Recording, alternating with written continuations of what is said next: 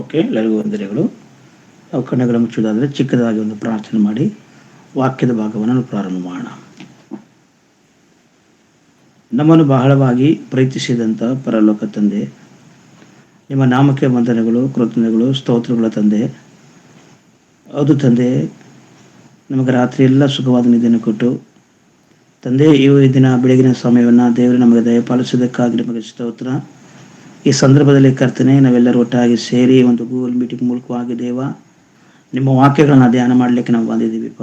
ದೇವರೇ, ನಮ್ಮೆಲ್ಲರಿಗೂ ದೇವ ವಿಶೇಷವಾಗಿ ದೇವರೇ ವಾಕ್ಯವನ್ನು ಹೇಳೋದ್ರ ನನಗೆ ದೇವರೇ ಪವಿತ್ರ ಆತ್ಮನ ಸಹಾಯದ ಮೂಲಕವಾಗಿ ಮತ್ತು ಅದೇ ರೀತಿ ದೇವರೇ ಕೇಳೋದು ಎಲ್ಲ ಮಕ್ಕಳಿಗೂ ವಿವೇಕವನ್ನು ಜ್ಞಾನವನ್ನು ದಯಪಾಲಿಸು.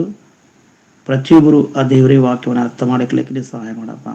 ಈಗ ದೇವರೇ ಕೊಟ್ಟಂಥ ಈ ಸಮಯಕ್ಕಾಗಿ ನಿಮಗೆ ವಂದನೆಗಳು ತಂದೆ. ಪ್ರತಿಯೊಂದು ಸಮಯವೂ ದೇವ ವ್ಯರ್ಥವಾಗದೆ ದೇವರೇ ಅದ್ಭುತವಾದ ರೀತಿಯಲ್ಲಿ ದೇವರೇ ನಿನ್ನ ಮಾತುಗಳನ್ನು ಮಾತನಾಡಲಿಕ್ಕೆ ನೀನು ಸಹಾಯ ಮಾಡಬೇಕಾಗಿ ನಮ್ಮ ರಕ್ಷಕನು ಒಡೆಯನಾದಂಥ ಯೇಸು ಪ್ರಭು ತಂದೆ, ಆಮೆನ್.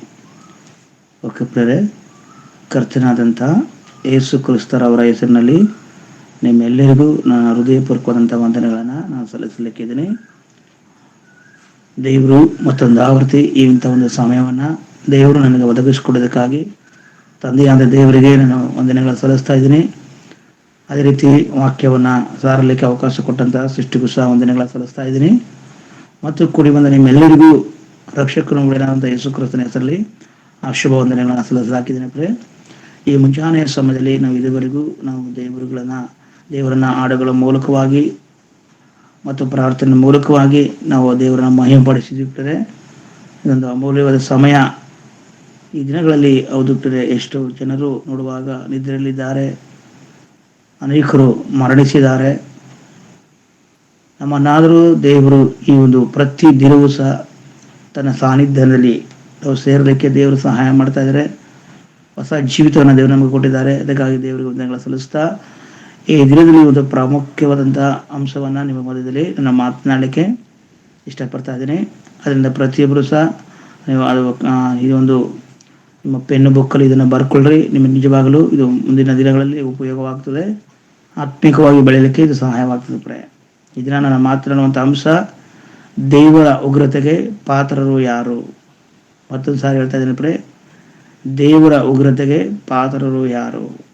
ಉಗ್ರತೆ ಅಂದರೆ ಅದು ಕೋಪ ಎಂಬುದಾಗಿ ಕೋಪ, ದೇವರಿಗೆ ಕೋಪ ಎಂಬುದಾಗಿ ಇವತ್ತು ನೋಡುವಾಗ ಸಮಾಜದಲ್ಲಿ ಆಗಿರ್ಬೋದು ನಮ್ಮ ಸಮಾಜದಲ್ಲಿ ಹಿಂದೂ ಸಹೋದರರಾಗಿರ್ಬೋದು, ಮುಸ್ಲಿಂ ಸಹೋದರರಾಗಿರ್ಬೋದು, ಕ್ರೈಸ್ತ ಸಹೋದರ ಭಕ್ತರಾಗಿರ್ಬೋದು, ಎಲ್ಲ ಜನಾಂಗದವರು ದೇವ್ರ ಹತ್ರ ಯಾಕೆ ಹೋಗ್ತಾರೆ ಅಂದ್ರೆ ಒಂದೊಂದು ಜನಾಂಗದವರು ಒಂದು ರೀತಿಯಲ್ಲಿ ಆ ದೇವ್ರನ್ನ ನೋಡೋಕ್ಕೆ ಹೋಗ್ತಾರೆ. ನಾವು ದೇವರಿಗೆ ಪೂಜೆ ಮಾಡ್ತೀವಿ, ನಾವು ದೇವ್ರನ್ನ ಆರಾಧಿಸ್ತೀವಿ, ನಾವು ದೇವರಿಗೆ ಪ್ರಾರ್ಥಿಸ್ತೀವಿ ಅಂತ ಅನೇಕರು ಹೋಗ್ತಾ ಇದ್ದಾರೆ. ಬೌದ್ಧರಾಗಿರ್ಬೋದು, ಜೈನರಾಗಿರ್ಬೋದು, ಎಲ್ಲರೂ ಸಹ ಹೋಗ್ತಾರೆ. ದೇವ್ರ ಹತ್ರ ಯಾಕೆ ಹೋಗ್ತಾರೆ ಅಂದ್ರೆ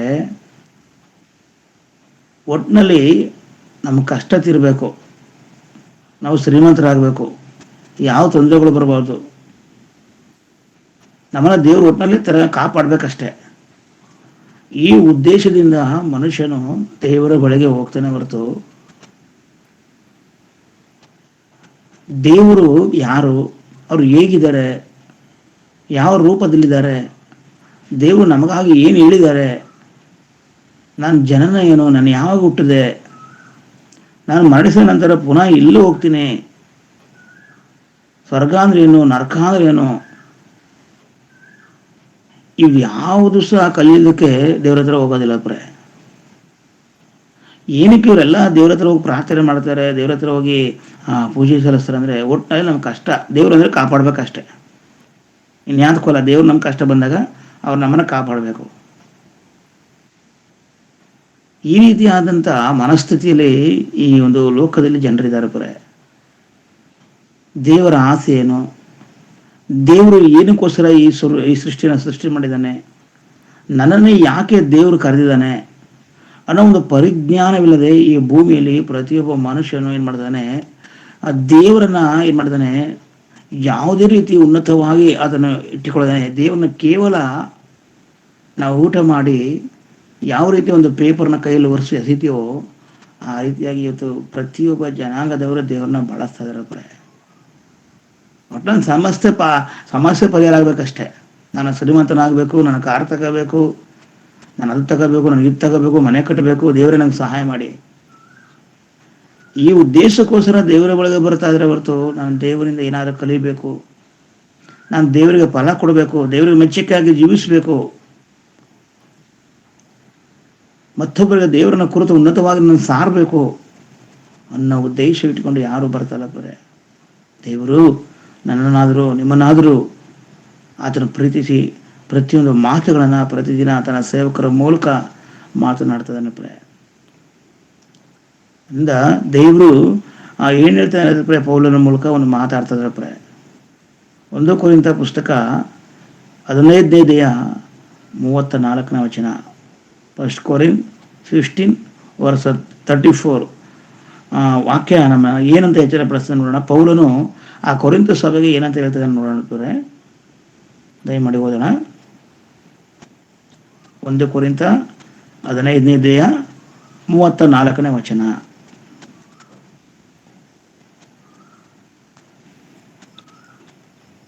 ಕೇಳಿಸ್ತದೆ? ಓಕೆ. ಇಂಥ ಅಮಲಿನಿಂದ ದಚ್ಚಿತ್ತು ನೀತಿವಂತವರಾಗಿ ಪಾಪವನ್ನು ಬಿಟ್ಟು ಬಿಡಿರಿ. ಕೆಲವರಿಗೆ ದೇವರ ವಿಷಯದಲ್ಲಿ ಜ್ಞಾನವೇ ಇಲ್ಲ, ನಿಮಗೆ ನಾಚಿಕೆ ಹುಟ್ಟಬೇಕೆಂದು ಇದನ್ನು ಹೇಳ್ತೇನೆ. ಸಾಕು ಬಿಡದೆ. ಇಲ್ಲಿ ಪೌಲರು ಕೊರಿಂಥ ಸಭೆಗೆ ಹೇಳ್ತಾರೆ, ಅರ್ಥ ಮಾಡ್ಕೊಳ್ರಿರ್ತಾರೆ, ಇಂಥ ಅಮಲಿಗೆ ಚಿತ್ತು ನೀತಿವಂತರಾಗಿರಿ, ಪಾಪವನ್ನು ಬಿಟ್ಟು ಬಿಡಿರಿ. ಕೆಲವರಿಗೆ ದೇವರ ವಿಷಯದಲ್ಲಿ ಜ್ಞಾನವೇ ಇಲ್ಲ, ನಿಮಗೆ ನಾಚಿಕೆ ಹುಟ್ಟಿಸಬೇಕೆಂದು ಇದನ್ನು ಹೇಳ್ತಾ ಇದ್ದೇನೆ. ಆದರೆ ಸ್ವಲ್ಪವೂ ಜ್ಞಾನ ಇಲ್ಲ ಬ್ರೆ. ದೇವರ ವಿಷಯದಲ್ಲಿ ಜ್ಞಾನವಿಲ್ಲ ಮನುಷ್ಯ. ಎಲ್ಲ ವಿಷಯದಲ್ಲಿ ಜ್ಞಾನವಂತನಾಗಿದ್ದಾನೆ ಬ್ರೆ. ಉಣ್ಣುವಂಥ ವಿಷಯದಲ್ಲಿ, ತಿನ್ನುವಂಥ ವಿಷಯದಲ್ಲಿ, ಈ ಲೋಕದಲ್ಲಿ ಸಂಪಾದನೆ ಮಾಡುವಂಥ ವಿಷಯದಲ್ಲಿ, ಮತ್ತು ಏನೇನೋ ಕಂಡುಹಿಡಿಯುವಂಥ ವಿಷಯ, ಎಲ್ಲ ವಿಷಯದಲ್ಲಿ ಜ್ಞಾನವಂತನಾಗಿರುವಂಥ ಮನುಷ್ಯನು ಪೌಲ ಹೇಳ್ತಾನೆ ನೋಡಿ, ಅದೇನಂತ ಮಾತನ್ನ ಅರ್ಥ ಮಾಡ್ಕೊಡ್ರಿ. ಜ್ಞಾನವೇ ಇಲ್ಲ, ದೇವರ ವಿಷಯದಲ್ಲಿ ಜ್ಞಾನವಿಲ್ಲದ ಜೀವಿಸ್ತಾ ಇದಾರೆ ಬರೇ. ಇವತ್ತು ಯಾರು ದೇವ್ರನ್ನ ಹುಡುಕ್ತಾ ಇದಾರೆ ಅಂದರೆ ಲಾಭಕ್ಕಾಗಿ ದೇವ್ರನ್ನ ಹುಡುಕ್ತಾ ಇದಾರೆ ಹೊರತು ಇನ್ಯಾವ ಉದ್ದೇಶಕ್ಕೋಸ್ಕರ ಅವರು ದೇವ್ರನ್ನ ಹುಡುಕ್ತಾ ಇಲ್ಲ. ಯಾವ ಉದ್ದೇಶಕ್ಕೋಸ್ಕರ ಸಹ ಹುಡುಕ್ತಲ್ಲ ಬರೇ. ನಾವು ನೋಡ್ತೀವಿ ಕೆಲವು ಟೈಮಲ್ಲಿ ಪ್ರಯಾಣ ಮಾಡುವಾಗ ಸಿಟಿಗಳಲ್ಲಿ ಈ ಆಟೋ ಹಿಂದ್ಗಡೆ ಬರೆದಿದ್ದಾರೆ ಬರೇ. ಆಟೋ ಹಿಂದ್ಗಡೆ, ಕೊಟೇಶನ್ ಲಾರಿ ಹಿಂದ್ಗಡೆ, ಇಂಥ ವೆಹಿಕಲ್ಗಳ ಬರೀತಾರೆ ಬರೀ. ಏನಂತಂದರೆ ಡ್ರೈವರ್ಗೆ ಹೆಣ್ಣು ಕೊಟ್ಟರೆ ದೇವರಿಗೆ ಕೊಟ್ಟಂತೆ ಎಂದು. ಅಂದರೆ ಆಟೋ ರಿಕ್ಷಾ ಡ್ರೈವರ್ಗೆ ಹೆಣ್ಣು ಕೊಟ್ಟರೆ ದೇವರು ಕೊಟ್ಟಂತೆ ನೋಡಿ ಬರೀ. ಅಂದರೆ ಒಬ್ಬ ಮನುಷ್ಯನಿಗೆ ಕೊಡುವಂಥ ಒಂದು ಆಟೋದಲ್ಲೇ ಬರ್ಕೊಂಡಿದ್ದಾನೆ, ಒಬ್ಬ ಮನುಷ್ಯನಿಗೆ ದೇವರಿಗೆ ಹೋಲಿಸ್ತಾ ಇದ್ದಾನೆ ಬರೀ ಮನುಷ್ಯ. ಒಬ್ಬ ಡ್ರೈವರ್ನ ದೇವ್ರಿಗೆ ಹೋಲಿಸ್ತಾ ಇದ್ದಾನೆ. ಆದರೆ ದೇವರ ಯಾರಂತ ಜ್ಞಾನವಿಲ್ಲ ಬರೇ. ಕೆಲವು ಟೈಮ್ ನೋಡಿ ಪ್ರೇ, ಅಯ್ಯೋ ಇವನು ದೇವರಂತ ಮನುಷ್ಯಕಪ್ಪ ಅಂತ ಹೇಳ್ತಾರೆ. ಒಬ್ಬ ಮನುಷ್ಯನು ಪಾಪದಲ್ಲಿ ಹುಟ್ಟಿ ಪಾಪವನ್ನು ಮಾಡ್ತಾ ಇದ್ದಾನೆ, ಏನೋ ಒಂದು ಯಾವುದೋ ಒಂದು ಒಳ್ಳೆ ಕೆಲಸ ಮಾಡಿದಾಗ ಏನು ಮಾಡ್ತಾರೆ, ಅಯ್ಯೋ ನೀನು ದೇವರಂತ ಮನುಷ್ಯ. ಅಂದರೆ ಕನಿಷ್ಠ ಜ್ಞಾನವನ್ನು ಮನುಷ್ಯನಿಗೆ ಕೊಡುವಂಥದ್ದನ್ನ ದೇವರಿಗೇನು ಕೊಡ್ತಾ ಇಲ್ಲ ಪ್ರೇ. ನೋಡುವಾಗ ಬದುಕಿಗೆ ಕೋಟಿ ವಿದ್ಯೆ ಕಲಿತಾನೆ ಬದುಕೋಬೇಕಂತ. ಈ ಲೋಕದಲ್ಲಿ ನಾನು ಹೊಟ್ಟೆ ಪಾಡು ಮಾಡಬೇಕು, ನಾನು ಬದುಕಬೇಕಂತ ಕೋಟಿ ವಿದ್ಯೆ ಕಲಿತಾನೆ ಪ್ರೇ. ಆದರೆ ದೇವರ ಬಗೆಗೆ ಕಲಿತಾರೆ ಅಂದರೆ, ದೇವ್ರ ಬಗ್ಗೆ ಕಲಿತಾರೆ ಅಂದರೆ ಕಲಿಯಲ್ಲ. ದೇವರ ಬಳಿಗೆ ಬನ್ನಿ, ದೇವರ ವಾಕ್ಯಗಳನ್ನು ಕಲೀರಿ. ಈ ರೀತಿಯಾದಂಥ ಮನುಷ್ಯನ ಯಾವುದೋ ರೀತಿ ಇಷ್ಟಪಡೋದಿಲ್ಲ ಪ್ರೇ. ಒಟ್ಟು ಈ ಲೋಕದಲ್ಲಿ ಬದುಕಾಗಿ ಯಾವುದಾದ್ರು ಒಂದು ವಿದ್ಯೆಯನ್ನು ಕಲಿತಾನೆ, ಯಾವುದಾದ್ರು ಒಂದು ಕೆಲಸ ಮಾಡಬೇಕು, ಯಾಕಂದ್ರೆ ನಾನು ಬದುಕಬೇಕು, ನಾನು ಸಾಧಿಸ್ಬೇಕು. ಆದರೆ ದೇವರ ಬಗ್ಗೆ ಕಲಿತಾರೆ ಪ್ರೇ. ದೇವರ ಬಗ್ಗೆ ಇಲ್ಲ, ದೇವರ ಜ್ಞಾನ ಮಾಡೋದಿಲ್ಲ, ದೇವರ ಹತ್ರ ಬರೋದಿಲ್ಲ ಪ್ರೇ. ಒಬ್ಬ ಮಗ ಎತ್ತ ತಂದೆಯನ್ನು ಮರೆತರೆ ಹೇಗಿರ್ತದೆ ನೋಡಿ ಪ್ರೇ. ತನ್ನ ಮಗನ ಕಷ್ಟಪಟ್ಟು ಓದಿಸಿ, ಕಷ್ಟಪಟ್ಟು ಬೆಳೆಸಿ, ಅವನ ದೊಡ್ಡವನಾಗಿ ಮಾಡಿ ಉನ್ನತವಾದ ಉದ್ಯೋಗದಲ್ಲಿ ಕಲಿಸಿ, ಆ ತಂದೆನ, ಅಷ್ಟೆಲ್ಲ ಕಷ್ಟಪಟ್ಟ ತಂದೆನ ಈ ತಂದೆ ಮರೆತು ಬಿಟ್ರೆ ಆ ತಂದೆಯ ಪರಿಸ್ಥಿತಿ ಹೇಗಿರ್ತದೆ ಹೇಳ್ತಾರೆ. ಅದೇ ರೀತಿ ಪ್ರೆ ತಂದೆಯಾದ ದೇವರು ಈ ದಿನ ಮನುಷ್ಯನ ಮರೆತು ಹೋಗಿದ್ದಾನೆ ಪ್ರೆ. ದೇವರನ್ನ ಮರೆತು ಹೋಗಿ ದೇವರು ಯಾರಂತ ಗೊತ್ತಿಲ್ಲದೆ ಈ ಭೂಮಿಯಲ್ಲಿ ಮನುಷ್ಯನ ಬದುಕ್ತಾ ಇದ್ದಾನೆ ಪ್ರೆ. ನೋಡ್ತೀವಿ ಒಬ್ರಿಗೆ ಯಾರು ಹೊಡೆದ್ರೆ ಶಾಂತಿಯಿಂದ ಇದ್ರೆ ಅವನು ದೇವರಂತ ಮನಸ್ಸು ಅಂತ ಹೇಳ್ತಾರೆ ಪ್ರೆ. ಅವನು ಎಷ್ಟು ಹೊಡೆದ್ರು ಎಷ್ಟು ಬೈರು ಶಾಂತಿಯಿಂದ ಇದ್ದಾನಪ್ಪ ದೇವರು ದೇವರು ದೇವರು ಕಪ್ಪ ಅವನು ಅಂತ ನಾವು ಈ ಭೂಮಿಲಿ ಜಗತ್ತಲ್ಲಿ ಮಾತಾಡ್ಕೊಳ್ಳೋದು ನಾವು ನೋಡ್ತೀವಿ ಪ್ರೆ. ಆದರೆ ದೇವರು ಯಾವಾಗಲೂ ಶಾಂತಿಯಿಂದ ಇರ್ತಾನೆ ಪ್ರೆ. ಕೆಲವು ತಿಳ್ಕೊಂಡಿದ್ದಾರೆ ಪ್ರೆ ದೇವರು ಶಾಂತಿ ಉಳ್ಳವನು, ಅವನು ಯಾವುದೇ ರೀತಿ ಕೋಪ ಮಾಡ್ಕೊಳ್ಳೋದಿಲ್ಲ, ಎಲ್ಲವನ್ನ ಕ್ಷಮಿಸ್ತಾನೆ ಅಂತ ಮನವರ ಭಾವನೆ ಪ್ರೆ. ಹೋಗಿ ದೇವರ ಹತ್ರ ದೇವರನ್ನ ನಾನು ಕ್ಷಮಿಸು, ನಾನು ತಪ್ಪು ಮಾಡಿದ್ದೇನೆ ಅಂತ ಮನುಷ್ಯನು ಈ ರೀತಿಯಾಗಿ ತಿಳ್ಕೊಳ್ಳೋಣ ಪ್ರೆ ನೋಡಿ. ಆದರೆ ದೇವರು ಯಾವಾಗಲೂ ಶಾಂತಿಯಿಂದ ಇರ್ತಾನ ಪ್ರೆ. ಕೋಪ ಇಲ್ವ ದೇವ್ರಿಗೆ? ದೇವ್ರಿಗೆ ಕೋಪ ಬರೋದಿಲ್ವಾ? ನೋಡೋಣ ಪ್ರೆ, ಕೀರ್ತನೆ ಪುಸ್ತಕ 89ನೇ ಅಧ್ಯಾಯ 7ನೇ ವಚನ, 89 ವರ್ಸಸ್ 7. ಕೀರ್ತನೆ ಸ್ಯಾಮ್ಸ್.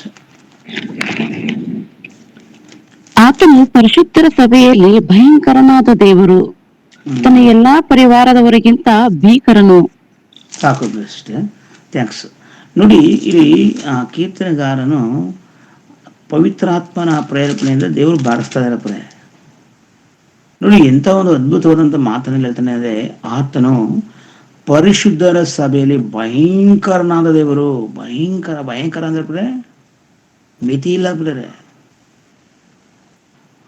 ಆತನು ಹೇಳ್ತಾ ಇದ್ರೆ ಪ್ರೆ, ಆದ್ರೂ ಎಲ್ಲಾ ಪರ್ಯಾವರಿಗಿಂತ ಭೀಕರನು ಎಲ್ಲರಿಗಿಂತ ಭೀಕರನು ಅಂತ ಪ್ರೆ. ಇಲ್ಲಿ ದೇವರು ಯಾಕೆ ಮತ್ತೆ ಈ ಒಂದು ಮಾತನ್ನ ಬರೆಸ್ತಾರೆ ಪ್ರೆ ಭಕ್ತರ ಮೂಲಕವಾಗಿ? ದೇವರು ಭಯಂಕರನು, ಭೀಕರನು, ಅತಿ ರೋಷವುಳ್ಳವನು.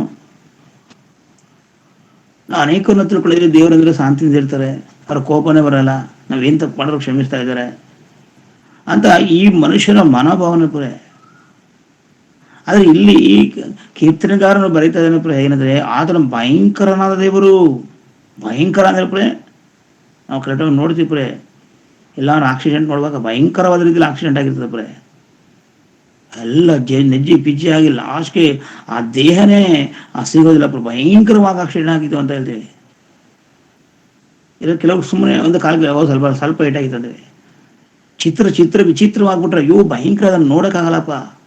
ಆ ರೀತಿಯಾದಂಥ ಆಕ್ಸಿಡೆಂಟ್ ಆಗಿ ಮನುಷ್ಯನು ಆ ಕಾರಲ್ಲಿರೋ ಎಲ್ಲರೂ ಸುತ್ತೋಗಿದ್ದಾರೆ ಅಂತ ಹೇಳ್ತೀವಿ ನಾವು. ಭಯಂಕರ ಅಂದ್ರೆ ಪ್ರೆ ಅದನ್ನು ನೋಡೋಕ್ಕಾಗೋದಿಲ್ಲ ದೇವ್ರ ಮಕ್ಕಳೇ. ದೇವರಿಗೆ ಕೋಪ ಬಂದರೆ ಅದನ್ನು ಭಯಂಕರನಾಗಿದ್ದಾನೆ. ಅದೇ ಕೀರ್ತಿನ ನೋಡಿದ್ವಿ 7ನೇ ಅಧ್ಯಾಯ 11ನೇ ವಚನ ನೋಡ್ಕೊಂಡ ಪ್ರೆ. 7ನೇ ಅಧ್ಯಾಯ 11ನೇ ವಚನವನ್ನ ದಯಮಾಡಿ ಓದಿಕೋಣ.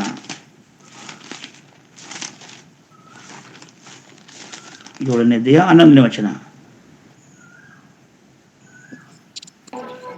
ದೇವರು ನ್ಯಾಯಕ್ಕೆ ಸರಿಯಾಗಿ ತೀರ್ಪು ಕೊಡುವವನು, ಯಾವಾಗಲೂ ದುಷ್ಟರ ವಿಷಯದಲ್ಲಿ ಕೋಪವುಳ್ಳವನು. ಸಾಕು ಬ್ರೆ. ಇಲ್ಲಿ ದೇವರು ನ್ಯಾಯಕ್ಕೆ ಸರಿಯಾಗಿ ತೀರ್ಪು ಕೊಡುವನು, ಯಾವಾಗಲೂ ದುಷ್ಟರ ವಿಷಯದಲ್ಲಿ ಕೋಪವುಳ್ಳವನು.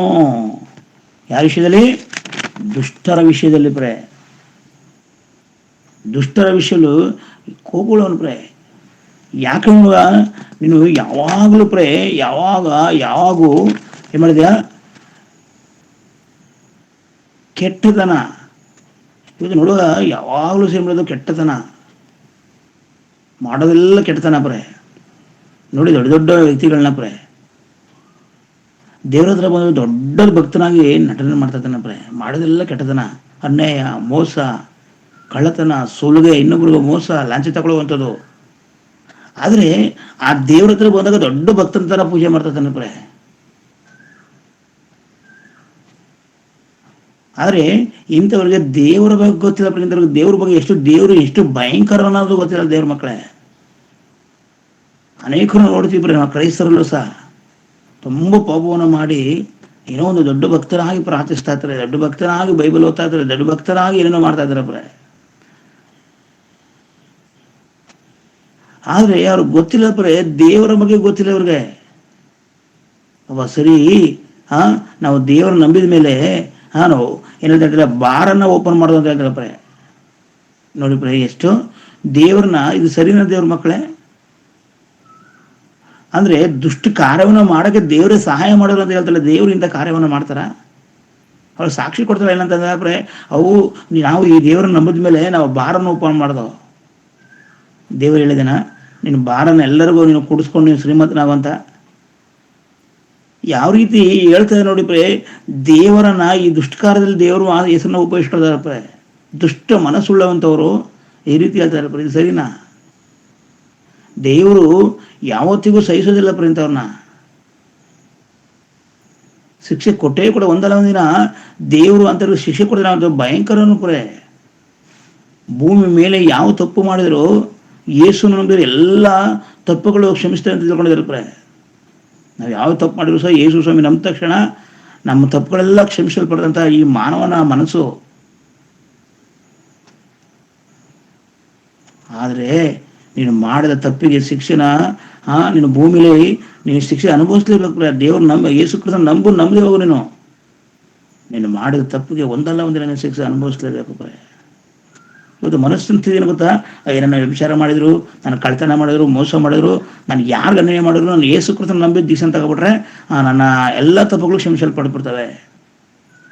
ನಾವು ಪ್ರೇ ಪಾಪ ಕ್ಷಮಿಸಲ್ಪಡ್ಬೋದು ಪ್ರೇ, ಆದರೆ ನೀನು ಮಾಡಿದ ತಪ್ಪಿಗೆ ಶಿಕ್ಷೆ ಹಾಗೇ ಆಗ್ತದೆ ಪ್ರೇ.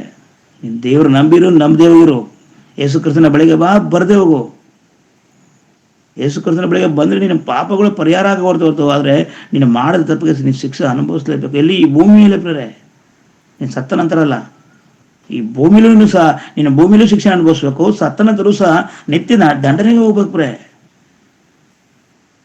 ಯಾಕಂದ್ರೆ ಕೆಲವರು ತಿಳ್ಕೊಂಡ್ರೆ ನಾವು ಏನು ತಪ್ಪು ಮಾಡಿದ್ರು ದೇವ್ರು ನಮ್ಮನ್ನ ತಪ್ಪುಗಳು ಕ್ಷಮಿಸ್ಬಿಡ್ತಾನೆ ಅಂತ ತಿಳ್ಕೊಂಡಿರ್ಬೇಕು.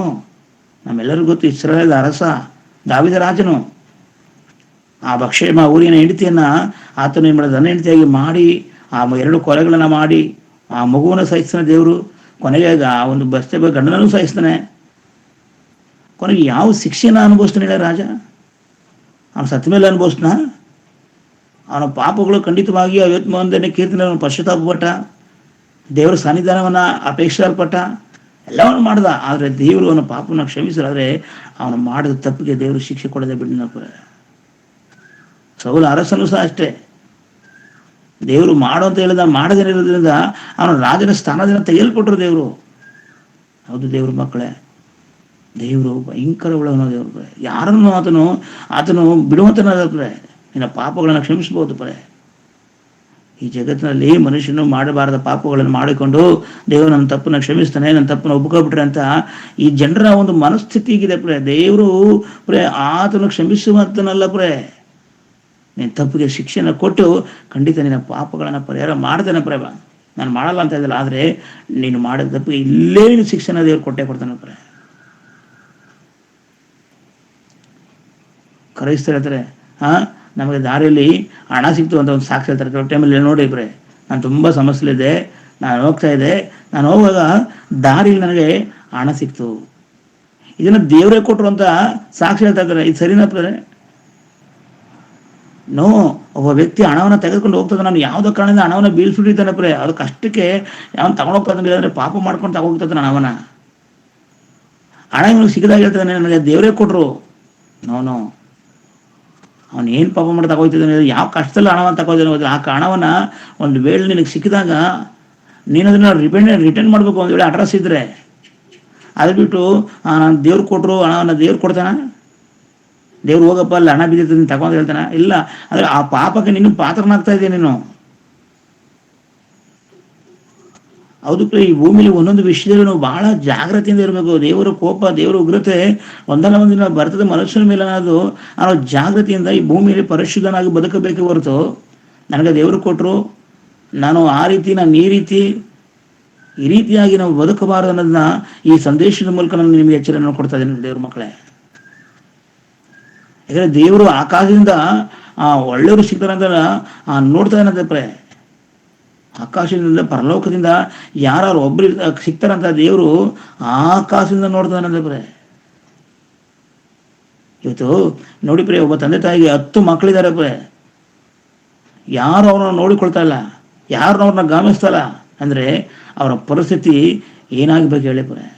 10 ಮಕ್ಕಳಲ್ಲಿ ಒಬ್ಬನಾದ್ರೂ ಸಹ ತಂದೆ ತಾಯಿಗಳ ಅವಶ್ಯಕತೆಗಳನ್ನ ಪೂರೈಸ್ತಲ್ಲ, ಅವ್ರನ್ನ ಸಂತೈಸ್ತಲ್ಲ, ಅವ್ರಿಗೆ ಬೇಕಾದನ್ನ ಕೊಡ್ತಲ್ಲ ಅಂತಂದಾಗ ಆ ತಂದೆ ತಾಯಿಗಳ ಪರಿಸ್ಥಿತಿ ಹೇಗಿದೆ ಪ್ರೆ. ಅದೇ ರೀತಿ ಈ ಭೂಮಿ ಮೇಲೆ ಪ್ರೆ ಹೌದು ನಮ್ಮನ್ನು ಎತ್ತ ತಂದೆ ಆ ದೇವರ ಪರಿಸ್ಥಿತಿನ ಅರ್ಥ ಮಾಡಿಕೊಳ್ಳದೆ ದೇವರಿಂದ ಬಂದಂಥ ಎಲ್ಲವನ್ನು ಅನುಭವಿಸಿ ತಿಂದು ತೇಗಿ ದೇವರನ್ನ ಮರೆತು ಇವತ್ತು ದೇವರಿಗೆ ಅವ್ರು ಯಾರು ಸಹ ದೇವರ ಸೇವೆನ ಮಾಡ್ತಲ್ಲ ಅಂದರೆ ಆ ದೇವರು ಎಷ್ಟು ನೊಂದುಕೊಳ್ತಾನೆ, ದೇವರು ಎಷ್ಟು ಆತನ ಒಂದು ವೇಳೆ ಚಿಂತೆ ಉಂಟು ಆಗ್ತಾನೆ ಪ್ರೆ.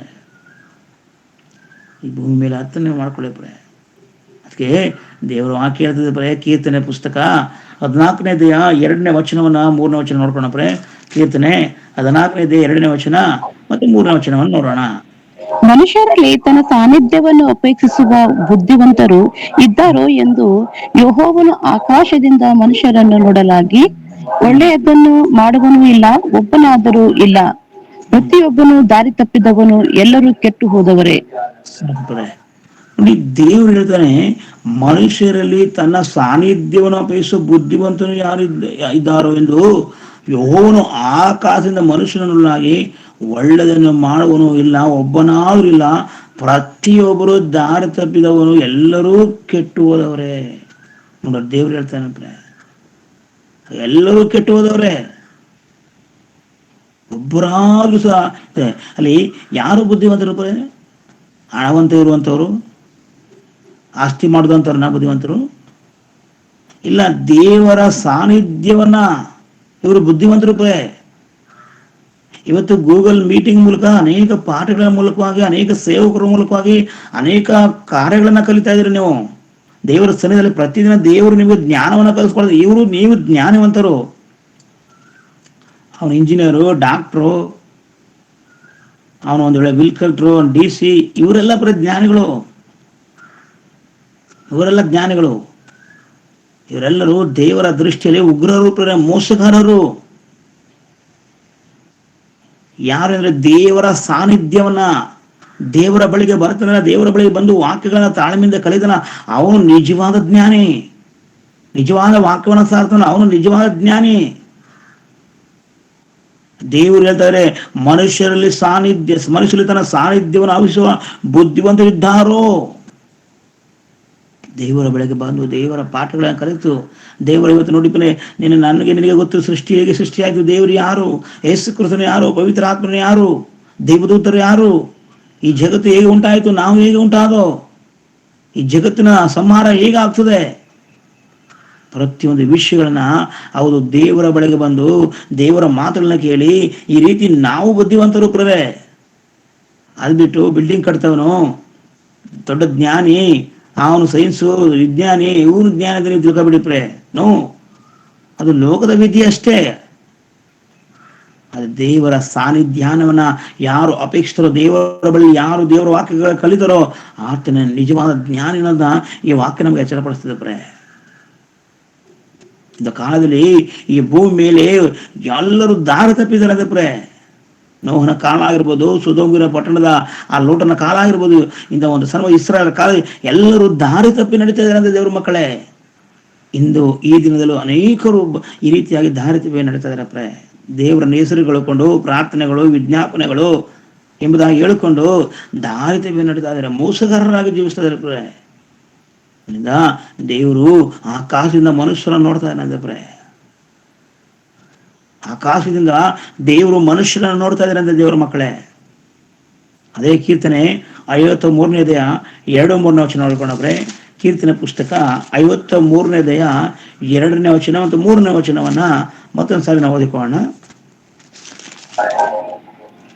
ಮನುಷ್ಯರಲ್ಲಿ ತನ್ನ ಸಾನ್ನಿಧ್ಯವನ್ನು ಅಪೇಕ್ಷಿಸುವ ಬುದ್ಧಿವಂತರಿದ್ದಾರೋ ಎಂದು ದೇವರ ಆಕಾಶದಿಂದ ಮನುಷ್ಯರನ್ನು ನೋಡಲಾಗಿ ಒಳ್ಳೆದನ್ನು ನಡೆಸುವವರು ಒಬ್ಬರಾದರೂ ಇಲ್ಲ, ಅವರೆಲ್ಲರೂ ದ್ರೋಹಿಗಳಾಗಿ ಕೆಟ್ಟು ಹೋದವರೇ. ನೋಡಪ್ಪ, ಎಲ್ಲರೂ ದ್ರೋಹಿಗಳಾಗಿ ಕೆಟ್ಟು ಹೋದವರೇ. ದ್ರೋಹಿಗಳು ಪ್ರೇ. ಯಾವುದೋ ಬದಲಿ ಮನುಷ್ಯರು ದ್ರೋಹವನ್ನ ಮಾಡ್ತಾ ಇದ್ದಾನ ಪ್ರೇ. ಎಲ್ಲರೂ ದ್ರೋಹಿಗಳೇ ಪ್ರೇ. ಸ್ವಲ್ಪ ಕಾಲ ಈ ಭೂಮಿಯಲ್ಲಿ ಇರ್ತೀವಿ ಪ್ರೇ. ಸ್ವಲ್ಪ ಕಾಲ ಈ ಭೂಮಿಯಲ್ಲಿ ಇರ್ತೀವಿ. ಸತ್ತ ನಂತರ ನಾವು ಇನ್ನೊಂದು ಲೋಕಕ್ಕೆ ಹೋಗ್ಬೇಕು ಪ್ರೇ. ಸ್ವಲ್ಪ ಕಾಲ ಈ ಭೂಮಿಯಲ್ಲಿ ಇರೋಕ್ಕೋಸ್ಕರ ಮನುಷ್ಯ ಮಾಡಬಾರದ ಪಾಪಗಳ ಮಾಡ್ಕೊಂಡು, ಅನ್ಯಾಯಗಳನ್ನ ಮಾಡಿಕೊಂಡು ಮನೆ ಕಟ್ತಾ ಇದ್ದೇನೆ. ಮಾಡಬಾರದ ಕೆಲಸಗಳನ್ನ ಮಾಡ್ತಾ ಇದ್ದಾನೆ. ಒಟ್ಟಿನಲ್ಲಿ ದ್ರೋಹಿಯಾಗಿ ಬದುಕು ಒಬ್ಬರನ್ನ ಆತನ ಹೇಗಾದ್ರೂ ಮಾಡಿ ಅವನ್ನ ಹೊಟ್ಟೆ ಮೇಲೆ ಹೊಡೆದು ನಾನು ಬದುಕಬೇಕಂತ ಅವನು ಏನ್ ಮಾಡ್ತಾನೆ, ದ್ರೋಹಿಯಾಗಿ ಬದುಕ್ತಾ ಇದ್ದಾನೆ ಪ್ರೇ.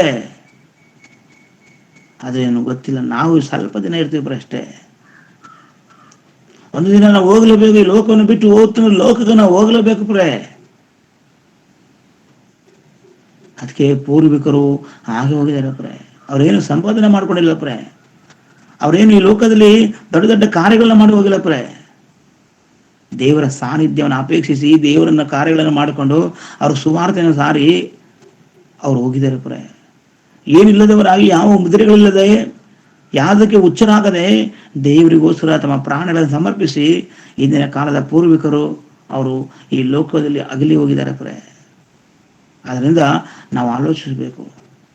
ದೇವರು ಎಲ್ಲರ ಮೇಲೆ ಕೋಪವುಳ್ಳನಾಗಿದೆ ಅಂತ ಪ್ರೇ ಹೇಳ್ತದೆ. ಎಲ್ಲರ ಮೇಲೆ ಪ್ರೇ. ಈಗ ನೋಡಿ, ಮನೆಯಲ್ಲಿ ಒಬ್ಬ ತಂದೆ ತನ್ನ ಮಕ್ಕಳನ್ನು ಪ್ರೀತಿಸ್ತಾನೆ, ಹೆಚ್ಚಾಗಿ ಪ್ರೀತಿಸ್ತಾನೆ ಪ್ರೇ.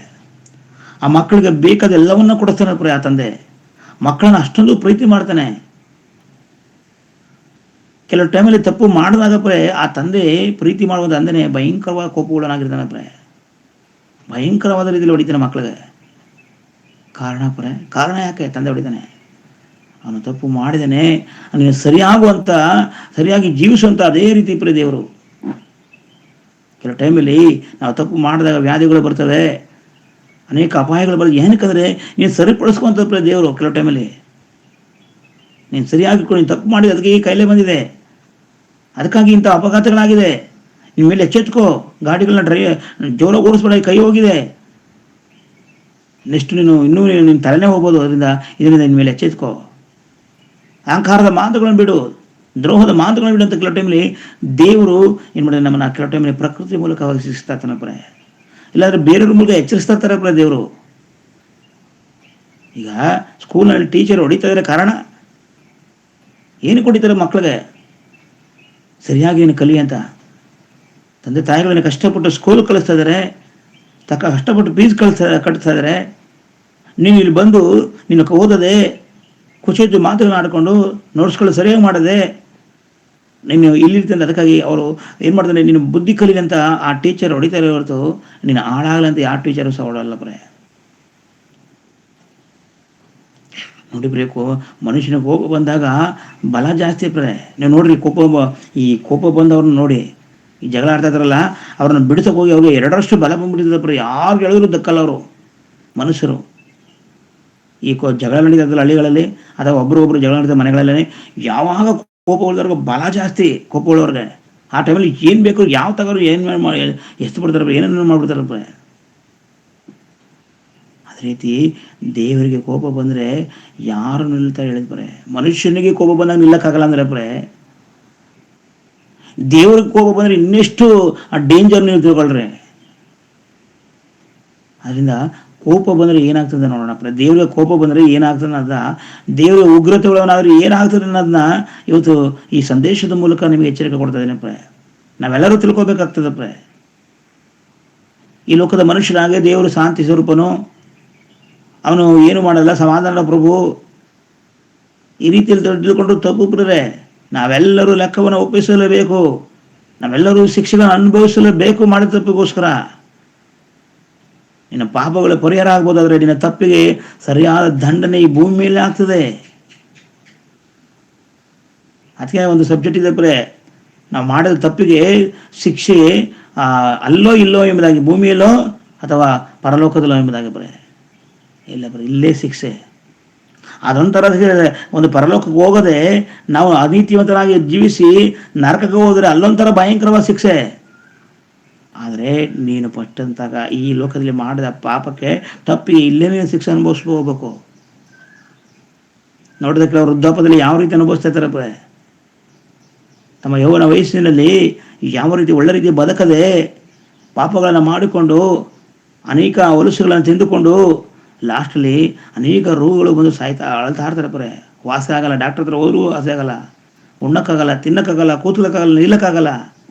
ಆ ವೃದ್ಧಾಪದಲ್ಲಿ ಆಗಿರ್ಬೋದು, ಯವನ ದಿನಗಳಲ್ಲಿ ನೀನು ಮಾಡಿದ ತಪ್ಪಿಗೆ ನಿನ್ನ ಶಿಕ್ಷೆನ ಅನುಭವಿಸುತ್ತದೆ ಪ್ರೇ. ಅದರಿಂದ ದೇವರ ಕೋಪ ಬಂದರೆ ಏನಾಗ್ತದೆ ನೋಡೋಣ ಪ್ರೇ. ಎಪೇಸ ಬರೆದ ಪತ್ರಿಕೆ 2:3 ಎಪೇಸ ಬರೆದ ಪತ್ರಿಕೆ 2:3 ಓದ್ಕೊಳ್ಳೋಣ ಪ್ರೇ.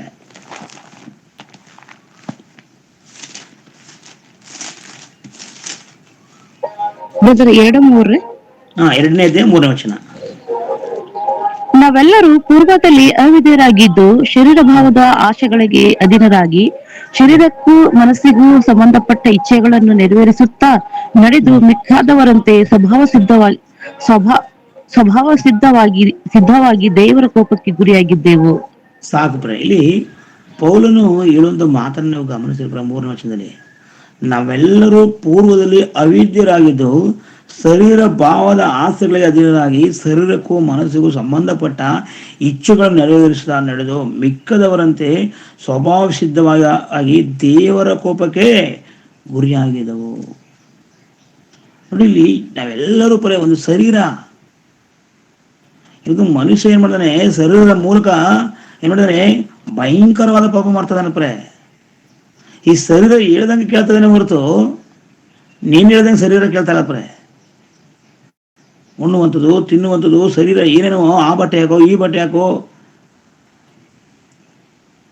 ನೋಡಿ, ಮನುಷ್ಯನು ಹೇಳ್ತಾನೆ ಪ್ರೇ, ಇವನೇನು ಶರೀರದ ಮೂಲಕ ಹೇಳಿದಂತೆ, ಶರೀರ ಹೇಳ್ದಂತೆ ಕೇಳ್ತಾನೆ. ಇಂಥವ್ರಿಗೆ ಶರೀರದ ಮೂಲಕ ಪಾಪ ಮಾಡೋರಂಥವ್ರಿಗೆ ಭಯಂಕರವಾದಂತಿದೆ ಪ್ರೇ, ಉಗ್ರತೆ ದೇವ್ರ ಮೇಲೆ. ಈ ಶರೀರ ಅಷ್ಟು ಏನಿದೆ ಪಾಪ ಇದೆ. ಈ ಶರೀರದಲ್ಲಿ ಅಷ್ಟು ಪಾಪ ಇದೆ. ಈ ಶರೀರ ಎಲ್ಲದಕ್ಕೂ ಸಿದ್ಧಪಡ್ತದೆ. ಈ ಶರೀರ ಎಲ್ಲದಕ್ಕೂ ಸಿದ್ಧಪಡ್ತದೆ ಪ್ರೇ. ಉಣ್ಲಿಕ್ಕೆ, ತಿನ್ಲಿಕ್ಕೆ, ಮಲ್ಲಿಕ್ಲಿಕ್ಕೆ, ರಶ್ ತಗೊಳಕ್ಕೆ, ಇದೆಲ್ಲ ಮಾಡ್ತದೆ ಪ್ರೇ. ಆದ್ರೆ ದೇವರ ಕಾರ್ಯಕ್ಕೆ ಇಷ್ಟಪಡೋದಿಲ್ಲ. ದೇವ್ರ ಹತ್ರ ಕೂತ್ಕೊಳ್ಳೋಕೆ ಇಷ್ಟಪಡಲ್ಲ ಪ್ರೇ. ದೇವ್ರ ಹತ್ರ ಕೂತ್ಕೊಳ್ಳೋಂಗೆ ನಿದ್ದೆ, ಬೈಬಲ್ ಓದಿದಾಗ ನಿದ್ದೆ. ದೇವರ ವಾಕ್ಯ ಅಂದ್ರೆ ಆಗಲ್ಲ ಈ ಶರೀರಕ್ಕೆ. ಇನ್ನು ಲೋಕದಕ್ಕೆ ಬೇಕಾದ್ರೆ ಅಲ್ಲಿ ಆರ್ಕೆಸ್ಟ್ರಾ ಮಾಡ್ತಾ ಇದಾರ, ಅಥವಾ ಒಂದು ವೇಳೆ ಆ ಧಾರಾವಾಹಿ ಏನು ಬರ್ತಾ ಇದೆಯಾ, ಈ ದೇಹಕ್ಕೆ ಏನೂ ಆಗಲ್ಲ, ಸುಮ್ಮನೆ ಒಳ್ಳೆ ನಿಂತ್ಕೊಂಡು ನೋಡ್ತಾ ಇದ್ದ ಪ್ರೇ. ಆದರೆ ನೀನು ದೇವ್ರ ಕಾರ್ಯಕ್ಕೆ ಬಾ, ಒಂದು ಪ್ರಾರ್ಥನೆ ಪಾಸ್ಟರ್ 1 ನಿಮಿಷ ವಾಕ್ಯ ಕೊಟ್ರನಪ್ಪ, ಸಹಿಸಕ್ಕಾಗಲ್ಲಪ್ಪ, ಕೂತ್ಕೋಕ್ಕಾಗಲ್ಲ ಶರೀರ. ಉಣ್ಣೋದಕ್ಕೆ 1 ಗಂಟೆ ಟೈಮ್ ಕೂತೀವಿ, ಇನ್ನೊಬ್ರು ಮಾತಾಡ್ಲಿಕ್ಕೆ ಎಷ್ಟೋ ಗಂಟೆ ಕೂತು. ಆದರೆ ವಾಕ್ಯ ವಿಷಯ ಬಂದಾಗ, ದೇವ್ರ ವಿಷಯ ಬಂದಾಗ ದೇವ್ರ ಹತ್ರ ಕೂತ್ಕೊಳ್ಳಪ್ಪ. ಎಷ್ಟೊತ್ತಪ್ಪ ಈ ಸಭೆ ಮುಗಿತಿದೆ, ಎಷ್ಟೊತ್ತಪ್ಪ ವಾಕ್ಯ ಮುಗಿಸ್ತಾರೆ, ಗುಣಗುಡ್ತಾ ಇರ್ತಾರೆ, ಮನುಷ್ಯ ಕಲಿಯೋದಿಲ್ಲ. ನೋಡಿ ಪ್ರೇ, ಚೀನಾದವರು ಭಯಂಕರ ತಿನ್ನೋದು ವಿಷಯದಲ್ಲಿ ಪ್ರೇ. ಏನ್ ಸಿಗ್ತಾರೆ ಪ್ರೇ, ಹಾವುಗಳು ತಿಂತಾರೆ, ಜಿರ್ಲೆಗಳು ತಿಂತಾರೆ, ಲಾಸ್ಟ್ಗೆ ನಾಯಿ ತಿಂತಾರೆ ಪ್ರೇ ಅವರು. ದೇವ್ರು ಹೇಳಿದಾರೆ ಇದನ್ನು ತಿನ್ನು, ನಾಯಿ ತಿನ್ನು ಅಂತ ಎಲ್ಲರೂ ಬರೆದಿದ್ದಾರೆ ಸತ್ಯವೇದದಲ್ಲಿ. ಅಂತ ಕ್ರೂರರು ಪ್ರೇ. ಈ ದೇಹದ ಆಸೆನ ಪೂರೈಸ್ಕೊಳ್ಳೋಕೋಸ್ಕರ ಎಷ್ಟು ಆ ನಾಯಿ ತಿಂತಾರೆ ಅಂದ್ರೆ ನೀವು ಆಲೋಚನೆ ಮಾಡ್ಕೊಳ್ಳಿ ಪ್ರೇ. ನಾಯಿಗಳನ್ನ ತಿಂತಾರೆ ಪ್ರೇ ಅಲ್ವಾ? ಎಷ್ಟು ಈ ಶರೀರದ ಮೂಲಕ ಪಾಪ ಮಾಡ್ತಿದ್ದಾರೆ ಪ್ರೇ. ನಿಮ್ಗೆ ಗೊತ್ತಿರ್ಬೇಕು ಪ್ರೇ. ನಾವು ನೋಡ್ತೀವಿ ಲೋಕನ ಬರೆದ ಸುವಾರ್ತೆ 16ನೇದಲ್ಲಿ ನೋಡುವಾಗ, ನೀವು ಮನೇಲಿ ಓದ್ಕೊಳ್ಳಿ ಪ್ರೇ. 16ನೇ 19ನೇ ವಚನ ನೋಡುವಾಗ ಅಲ್ಲಿ ಲಾಜರನ ಮತ್ತು ಐಶ್ವರ್ಯವಂತ ಇರ್ತಾರೆ ಪ್ರೇ. ಲಾಜರನ ಅದನ್ನು ಕಷ್ಟ ಜೀವಿ, ಅದನ್ನು ದೇವ್ರಿಗೋಸ್ಕರ ಇರ್ತಾನೆ, ತುಂಬ ಕಷ್ಟವನ್ನು ಪಡ್ತಾನೆ, ಕೊನೆಗೆ ಅದನ್ನು ಮರಳಿಸ್ತಾನೆ. ದೇವ್ರ ಬಂದು ಕರ್ಕೊಂಡೋಗಿ ಅವನ್ನ ಆ ಒಂದು ಅಬ್ರಾಹ್ಮ ನದಿಗೆ ಹೊರಿಸ್ತಾರೆ ಪ್ರೇ. ಬಟ್ ಐಶ್ವರ್ಯವಂತನಿದ್ದಾನೆ, ಅವನ ಜೀವಿತದಲ್ಲಿ ಏನ್ ಮಾಡ್ತಾನೆ, ಭಯಂಕರವಾದ ರೀತಿಯಲ್ಲಿ ತಿಂತಾನೆ, ಕುಡಿತಾನೆ, ಎಂಜಾಯ್ ಮಾಡ್ತಾನೆ ಪ್ರೇ. ಈ ಒಂದು ದಿನ ಸಹ ಅವ್ನು ದೇವ್ರ ಬಗ್ಗೆ ಆಲೋಚನೆ ಮಾಡೋದಿಲ್ಲ, ದೇವ್ರ ಕುರಿತು ಯಾರಿಗೂ ತಿಳಿಸೋದಿಲ್ಲ, ದೇವ್ರ ಕುರಿತು ಆಲೋಚನೆ ಮಾಡೋದಿಲ್ಲ, ಬರೀ ಉಣ್ಣೋದು, ತಿನ್ನೋದು, ಕುಡಿಯುವಂಥದ್ದು ಪ್ರೇ. ಅದಕ್ಕೆ ಆ ಲೋಕನ ಬರೆಸುವಾರ್ತೆ 16ನೇ 25ನೇ ವರ್ಷದಲ್ಲಿ ಹೇಳ್ತದೆ, ಅವನು ಬಾಯಿ ಬಿಡ್ಕೊಳ್ತಾನೆ, ತಂದೆ ಈ ಊರಲ್ಲಿ ಸಂಕಟ ಬರ್ತಾ ಇದ್ದೀನಿ ನಾನು, ದಯಮಾಡಿ ಲಾಜರನ ಕಳಿಸು. ಆಗ ಅಬ್ರಾಹ್ಮಣ ಹೇಳ್ತಾನೆ, ನೀನು ಭೂಮಿ ಇದ್ದಾಗ ನೀನು ಏನು ಮಾಡಿದಿ, ಸುಖ ಪಟ್ಟಿದ್ದಿ, ನೀನು ಏನೇನು ಅನುಭವಿಸ್ಬೇಕು ಎಲ್ಲ ಅನುಭವಿಸಿದ್ದೀನಿ ನೀನು. ಲಾಜರನಾದರೂ ಅವನು ಏನೂ ಮಾಡಿಲ್ಲಪ್ಪ, ದೇವ್ರಿಗೋಸ್ಕರ ಬದುಕಿದ್ದಾನೆ, ಅದನ್ನ ನನಗೆ ಶಿಕ್ಷೆ ಅನುಭವಿಸ್ಲೇಬೇಕು. ಮನುಷ್ಯನ ಆಸೆಗೆ ಕೊನೆಯಿಲ್ಲ ಪ್ರೇ. ಮನುಷ್ಯನ ಆಸೆ ಈ ಭೂಮಿಲಿ ಮನುಷ್ಯನಿಗೆ ಕೊನೆ. ಈಗ ನೋಡಿ, ಒಂದು ಕಾರ್ ತಗೊಂಡ, ಈ ಕಾರ್ ತಗೊಂಡು ಇದರಲ್ಲೇ ತೃಪ್ತಿ ಆಗಲ್ಲ. ಇವನು ಇದಕ್ಕಿಂತ ದೊಡ್ಡ ಕಾರ್ ಬೇಕು ಅಂತ ಇಷ್ಟಪಡ್ತಾನಪ್ಪ. ಅಯ್ಯೋ ಇದಕ್ಕೂ ದೊಡ್ಡ ಕಾರ್ ಬೇಕು. ಮನುಷ್ಯನಿಗೆ ಇದ್ದದ್ರಲ್ಲಿ ಒಂದು ತೃಪ್ತಿ ಪಡೋದಿಲ್ಲ ಪ್ರೇ. ಅವನಿಗೆ ಹೋಗ್ತಾ ಹೋಗ್ತಾ ಹೋಗ್ತಾ ಆಸೆ ಹೊರತು ಅದು ಕಮ್ಮಿ ಆಗಲ್ಲ ಪ್ರೇ. ದೇವ್ರು ಕೊಟ್ಟಿದ್ದಾನೆ ಸಾಕು ಇದು ಅಂತ ಅವನಲ್ಲಿ ಬರಲ್ಲ. ಉದಾಹರಣೆ ನೋಡಿ ಉದಾಹರಣೆಗೆ ಗಲ್ಲಿ ಶಿಕ್ಷೆ ಹಾಕುವಂಥವ್ನಿಗೆ ನಿನ್ನ ಕಡೆ ಆಸೆ ಏನಂತ ಕೇಳ್ತಾರಪ್ಪ. ನೀನು ಸಾಯಬೇಕು ಅವನ ನಿನ್ನ ಕಡೆ ಆಸೆ ಆಗ್ಲೂ ಕೇಳ್ತಾರೆ. ನಿನ್ನ ಆಸೆ ಏನು ಅಂತ ಅಂದ್ರೆ ಈ ದೇಹಕ್ಕೆ ಆಸೆ. ಅದಕ್ಕೆ ಪೌಲ ಹೇಳ್ತಾನೆ ರೋಮಾಪುರದಾಗ ಬರೆದ ಪತ್ರಿಕೆ 9ನೇದೇ 22ನೇ ವಚನ ಓದಿಕೊಳ್ಳೋಣ. 22ರಿಂದ ರೋಮ 9ನೇದೆಯ 22ನೇ ವಚನ. 20ನೇ ವಚನ ಬ್ರದರ್. 22.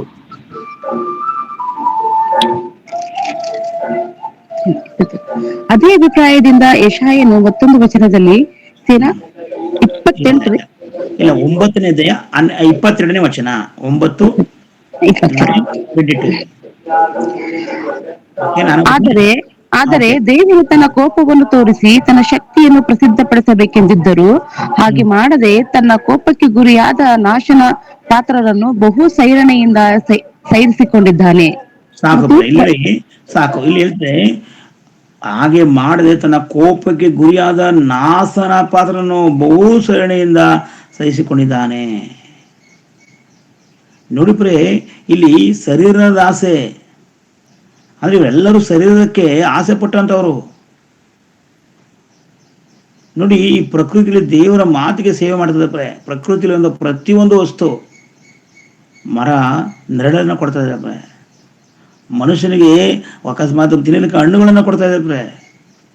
ದೇವರು ಹೇಳಿದಂತೆ ಸೇವೆ ಮಾಡ್ತಾರೆ. ಪ್ರಕೃತಿಯಲ್ಲಿ ಪ್ರತಿ ಸೂರ್ಯ ಚಂದ್ರ ನಕ್ಷತ್ರ ಎಲ್ಲವೂ ಸಹ ದೇವರ ಕೆಲಸಗಳನ್ನ ಮಾಡ್ತಾ ಇದ್ದಾರೆ. ದೇವರು ಸೇವೆ ಮಾಡ್ತಿದ್ದಾರೆ. ಅದೇ ಒಂದು ವೇಳೆ ದೇವರಿಗೆ ಕೋಪ ಬಂದ್ರೆ ಅದೇ ಪ್ರಕೃತಿಯಿಂದ ಅವ್ರನ್ನ ದೇವ್ರ ನಾಶ ಮಾಡ್ತಾರಪ್ಪ. ಅದೇ ಪ್ರಕೃತಿಯಿಂದ ಕೆಲವ್ರಿಗೆ ನೋಡುವಾಗ ಫಿಲಿಪ 3ನೇ 19ನೇ ವಚನದಲ್ಲಿ ಫಿಲಿಪ ಪತ್ರಿಕೆ 3ನೇ 19ನೇ ಕೆಲವ್ರಿಗೆ ದೇವ್ರು ಹೇಳ್ತಾರಪ್ರೆ ಆ ಒಂದು ಪೌಲನ ಮೂಲಕ ಏನಂತ ಹೇಳ್ತಾರೆ.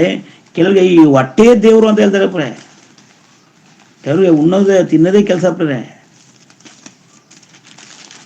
ಫಿಲಿಪ ಬರೆದ ಪತ್ರಿಕೆ 3ನೇ 19ನೇ ವಚನ ನೋಡುವಾಗ ನೋಡಿ ಏನಂತ ಹೇಳ್ತಾರೆ. 3ನೇ 19ನೇ ವಚನ. ನಾಶನವೇ ಅವರ ಅಂತ್ಯಾವಸ್ಥೆ, ಹೊಟ್ಟೆ ಅವರ ದೇವರು. ನಾಚಿಕೆ ಕೆಲಸಗಳಲ್ಲಿ ಸಾಕಷ್ಟೇ. ನಾಶನವೇ ಅವರ ಅಂತ್ಯವ್ಯವಸ್ಥೆ, ಹೊಟ್ಟೆಯವರ ದೇವರು. ನಾಚಿಕೆ ಕೆಲಸದಲ್ಲಿ ಅವರು ಗೌರವ. ಅವರು ಪ್ರಪಂಚದ ಕಾರ್ಯಗಳ ಮನಸ್ಸಿಡುವವರು. ನಾವಾದ್ರೂ ಪರಲೋಕದವರು, ಪರಲೋಕ ಸಂಸ್ಥರು. ಅಂದ್ರೆ ನೋಡುವಾಗಪ್ರೆ ಈ ಜನ ಏನ್ ಮಾಡಿದಾರೆ ಇವತ್ತು ಅನೇಕರು ನೋಡುವಾಗಪ್ರೆ ಹೊಟ್ಟೆ ದೇವರು. ಇವತ್ತು ಅನೇಕ ಸೇವಕರು ನೋಡಿಪ್ರೆ ಸೇವೆಗೆ ಅಂತ ಬರ್ತಾರಪ್ರೆ ಹೊಟ್ಟೆ ಪಾಡುಪ್ರೆ, ಹೊಟ್ಟೆ ಪಾಕರು. ಜನರಿಗೆ ದೇವರ ವಾಕ್ಯಗಳನ್ನ ಕೊಡಬೇಕು, ದೇವರಲ್ಲಿ ಬೆಳೆಸಬೇಕು, ದೇವರ ಜ್ಞಾನದಲ್ಲಿ ಬೆಳೆಸಬೇಕು ಅನ್ನೋ ಬುದ್ಧಿಲ್ಲ. ಅವ್ರಿಗೇನ್ ಮಾಡ್ತಾರೆ ಬರೀ ಹೊಟ್ಟೆ ಪಾಡು. ಅದಕ್ಕೆ ಕೊಡ್ರಿ, ನೀವು ಇದಕ್ಕೆ ಕೊಡ್ರಿ, ನಿಮ್ಮ ದೇವ್ರ ಹಂಗ ಆಶೀರ್ವಾದ ಮಾಡ್ತಾನೆ, ಹಿಂಗೂ ಆಶೀರ್ವಾದ ಮಾಡ್ತಾನೆ. ಈ ರೀತಿ ಹೇಳಿ ಹೇಳಿ ಹೇಳಿ ಅವ್ರೇನ್ರೆ ಹೊಟ್ಟೆ ದೇವರು, ಹೊಟ್ಟೆ ದೇವರು. ದೇವರ ಸೇವೆ ಮಾಡುವಂಥವ್ರು ಇವ್ರು ನೋಡುವಾಗ ಅನೇಕರು ಭೂಮಿಲಿ ತುಂಬಿ ತುಳುಕ್ತಾ ಇರಪ್ರೆ. ಆದ್ರೆ ಎಲ್ಲರೂ ಸಹ ಅನೇಕ ಜನರೊಳಗ ಹೊಟ್ಟೆ ಪಾಡಗಾಗಿ ಮಾಡ್ತಾರಪ್ರೆ. ದೇವರ ಕಾರ್ಯವನ್ನು ಹೇಳಬೇಕು, ದೇವರ ಮನಸ್ಸನ್ನ ಜನಕ್ಕೆ ಅರ್ಥ ಮಾಡ್ಬೇಕು ಅನ್ನೋ ಸೇವಕರುಗಳು ಬಹಳ ಕಮ್ಮಿ ಇದ್ದಾರೆ. ಸೇವೆಯಲ್ಲಿ ಬಿಸಿನೆಸ್ ಆಗಿದೆ ಇವತ್ತು. ದೇವರ ಸೇವೆ ಬಿಸಿನೆಸ್ ಆಗ್ಬಿಟ್ಟಿದೆ ಪ್ರ ಇವತ್ತು. ನೋಡ್ರಿ ಅನೇಕ ಕಡೆ ಜೀವನಕ್ಕೋಸ್ಕರ ಮಾಡಿದ್ರೆ ದೇವ್ರಿಗೆಲ್ಲ ಪ್ರ ಇವರು. ನಾನು ದೇವ್ರಿಗೋಸ್ಕರ ಬದುಕಬೇಕಂತ ಬರ್ತಾರಪ್ರೆ. ಒಂದು ವೇಳೆ ಈ ಲೋಕದಲ್ಲಿ ಜೀವನ ಮಾಡ್ಬೇಕಷ್ಟೇ. ಒಂದು ಕಾಲದಲ್ಲಿ ಇಸ್ರಾಯೇಲರು ಮಾಂಸನ ಕೇಳಿದಾರಪ್ರೆ. ದೇವರು ಪರಲೋಕದ ಮನ್ನವನ್ನು ಕೊಟ್ಟರು. ಅವ್ರನ್ನ ಆ ಕಷ್ಟದಿಂದ ಬಚ್ಚ ಮಾಡ್ಕೊಂಡ್ ಬಂದಿದ್ದಾರಪ್ರೆ ಗೈಗುಪ್ತದಿಂದ. ಇವರು ಮಟನ್ ಬೇಕು ಮಟನ್ ಬೇಕು ಅಂತ ಸಾಯ್ತಾ ಇದಾರಪ್ರೆ ಅವರು. ಆಗ ದೇವ್ರು ಏನ್ ಮಾಡಿದ್ರೆ ಅಸಹಾಯ ಪಡೋ ರೀತಿಯಲ್ಲಿ ಮಾಡಿದಾರೆ ಬರೋ. ಅವ್ರನ್ನ ಮಟನ್ ತಿಂದಿಲ್ಲ, ಅವ್ರು ಅಸಹಾಯ ಬರೋ ಮೂಗಲು ಬರ್ಬೇಕು ಆ ರೀತಿ ದೇವ್ರು ಮಾಡಿದ್ದಾರೆ. ನಿಮ್ಗೆ ಗೊತ್ತಪ್ರೆ ಆ ಚೀನಾ ದೇಶದ ಅಧ್ಯಕ್ಷ ಜಿನ್ಪಿನ್ ಅಂತ ಪ್ರೆ, ಅವನ್ ಏನ್ ಮಾಡಿದಾನೆ ಗೊತ್ತಪ್ರೆ. ಒಂದು ಕಾಲದಲ್ಲಿ ಏನ್ ಮಾಡಿದಾನಪ್ರೆ, ಕೆಲವು ವರ್ಷಗಳ ಹಿಂದೆ ನಾನೇ ರೋಡ್ ಮಾಡಿಸಿದ್ದು, ನಾನು ಅದು ಮಾಡಿಸ್ತೀನಿ, ನಾನೇ ಇದು ಮಾಡಿದ್ದು, ನಾನೇ ನೀವೆಲ್ಲರೂ ಕಾಪಾಡ್ತಿರೋದು. ಅದರಿಂದ ನೀವೆಲ್ಲ ಏನ್ ಮಾಡಿ ಈ ಜೀಸಸ್ ಬೈಬಲ್ ಅಂತ ತೆಗೆದಾಕಿ ಮನೇಲಿ ಇಟ್ಕೋಬೇಡಿ, ಫೋಟೋಗಳನ್ನ ಇಟ್ಕೋಬೇಡಿ, ನೀವು ನನ್ನ ಫೋಟೋ ಇಟ್ಕೊಳ್ಳಿ ಅಂತ ಅವ್ರಿಗೆ ಎಚ್ಚರಿಕೆ ಕೊಟ್ಟಿದ್ದಾನಪ್ರೆ. ಆಗಪ್ರೆ ಅಲ್ಲಿ ಕೊರೋನಾ ಅದೇ ದೇಶದಲ್ಲಿ ಪ್ರಾರಂಭವಾಗಿದೆ ಪ್ರೆ. ಯಾವ ಮನುಷ್ಯನು ದೇವರಿಗೆ ವಿಚಿತ್ರವಾಗಿ ನಡೀತಾನೆ ಪ್ರೆ, ದೇವರು ಅಂತ ದೇಶಗಳನ್ನು ಬಿಡದೆ ಇಡೀ ಪ್ರಪಂಚಗಳನ್ನು ನಡುತ್ತಪ್ರೆ. ಯಾವ ರೀತಿ 2019-20 ಯಾವ ರೀತಿ ಜನಗಳು ಸತ್ರು ರಾಶಿ ರಾಶಿ ಆಗಿಪ್ರೆ. ನಾನೇ ದೇವ್ರು ಅಂತ ಹೇಳ್ಕೊಂಡು ಇವನು ನನ್ನನ್ನೇ ಪೂಜೆ ಮಾಡ್ಬೇಕು ಅನ್ಕೊಂಡು ಇಟ್ಕೊಳ್ಳಿ.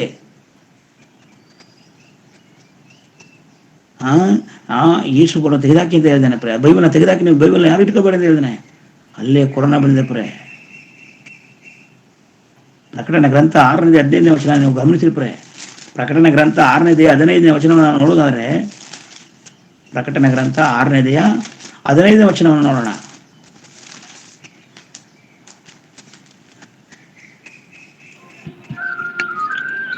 ಇದಲ್ಲದೆ ಭೂರಾಜರು, ಪ್ರಭುಗಳು, ಸಹಸ್ರಪತಿಗಳು, ಐಶ್ವರ್ಯವಂತರು, ಪರಾಕ್ರಮಶಾಲಿಗಳು, ಎಲ್ಲಾ ದಾಸರು, ಸ್ವತಂತ್ರರು, ಬೆಟ್ಟಗಳ ಗವಿಗಳಿಗೂ ಬಂಡೆಗಳ ಸಂದುಗಳಿಗೂ ಓಡಿ ಹೋಗಿ ತಮ್ಮನ್ನು ಮರೆಮಾಡಿಕೊಂಡು, ಬೆಟ್ಟಗಳಿಗೂ ಬಂಡೆಗಳಿಗೂ ನಮ್ಮ ಮೇಲೆ ಬೀಳಿರಿ, ಸಿಂಹಾಸನದ ಮೇಲೆ ಕೂತಿರುವ ಆತನ ಮುಖಕ್ಕೂ ಎದ್ದೆದ ಕುರಿಯಾದ ಆತನ ಕೋಪಕ್ಕೂ ನಮ್ಮನ್ನು ಮರೆಮಾಡಿರಿ.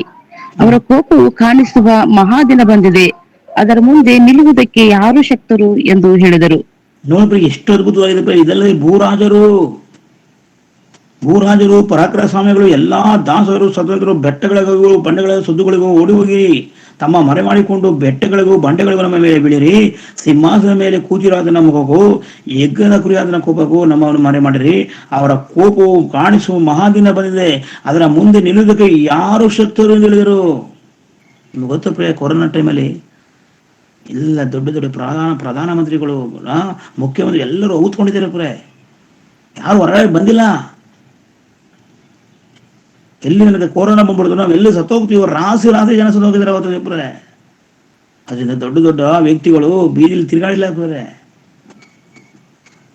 ಇಡೀ ಪ್ರಪಂಚವನ್ನ ದೇವರು ನಡೆಸಿದಾನೆ. ದೇವ್ರ ಮಕ್ಕಳೇ ಎಲ್ಲರೂ ಔತ್ಕೊಂಡಿದ್ದಾರೆ ಪ್ರೆ ಹೋಗಿ ಅಲ್ವಾ. ನೋಡ್ರಿ, ಆ 2019-20 ಎಷ್ಟು ಅಘಾತಗಳಾಗ್ತದೆ, ಯಾರು ಬೀದಿಲಿ ತಿರ್ಗಾಡ್ತಿದ್ದಾರೆ ಪ್ರೆ. ದೇವರ ಮುಂದೆ ಯಾರು ನಿಲ್ಲಕ್ಕಾಗಲ್ಲ ಪ್ರೆ. ದೊಡ್ಡ ದೊಡ್ಡ ರಾಜರೇ, ಭೂರಾಜರುಗಳೇ, ದೊಡ್ಡ ದೊಡ್ಡ ಅಧಿಕಾರಿಗಳೇ ಹೋಗಿ ಬಚ್ಚಿಟ್ಕೊಂಡಿದ್ದಾರೆ, ಮಾಸ್ಕ್ ಹಾಕೊಂಡು ತಿರ್ಗಾಡಿದ್ದಾರೆ ಪ್ರೆ. ಎಲ್ಲಿ ಕೊರೋನಾ ಬಂದ್ಬಿಡ್ತು ಅಂತ ಎಷ್ಟೋ ಜನ ಔತ್ಕೊಂಡಿದ್ದಾರೆ ಪ್ರೆ, ಹೊರಗಡೆ ಬಂದಿಲ್ಲ. ದೇವರ ಮಕ್ಕಳೇ ಆಲೋಚನೆ ಮಾಡಿ. ಭೂಮಿ ಮೇಲೆ ಮಳೆ ಬರಲಿಲ್ಲ ಅಂದ್ರೆ ನಿನ್ನ ಹಣ ಇಲ್ಲ, ಹಣ ಅಂತ ಹೇಳ್ತಾರೆ ಮನುಷ್ಯ. ಇವತ್ತು ಭೂಮಿ ಮೇಲೆ ದೇವರು ಮಳೆಯನ್ನು ಸುರಿಸಿಲ್ಲ ಅಂದ್ರೆ, ಒಂದು ವೇಳೆ ನಿನ್ನ ಈ ಒಂದು ಹಣವನ್ನ ತಿಂತೀನಿ, ನೀನು ಹುರ್ಕೊಂಡು ಕಳೆಕಾಯಿ ಹುರ್ಕೊಂಡು ತಿನ್ನ ಹಣ ತಿನ್ನಕಾಯ್ತದೆ.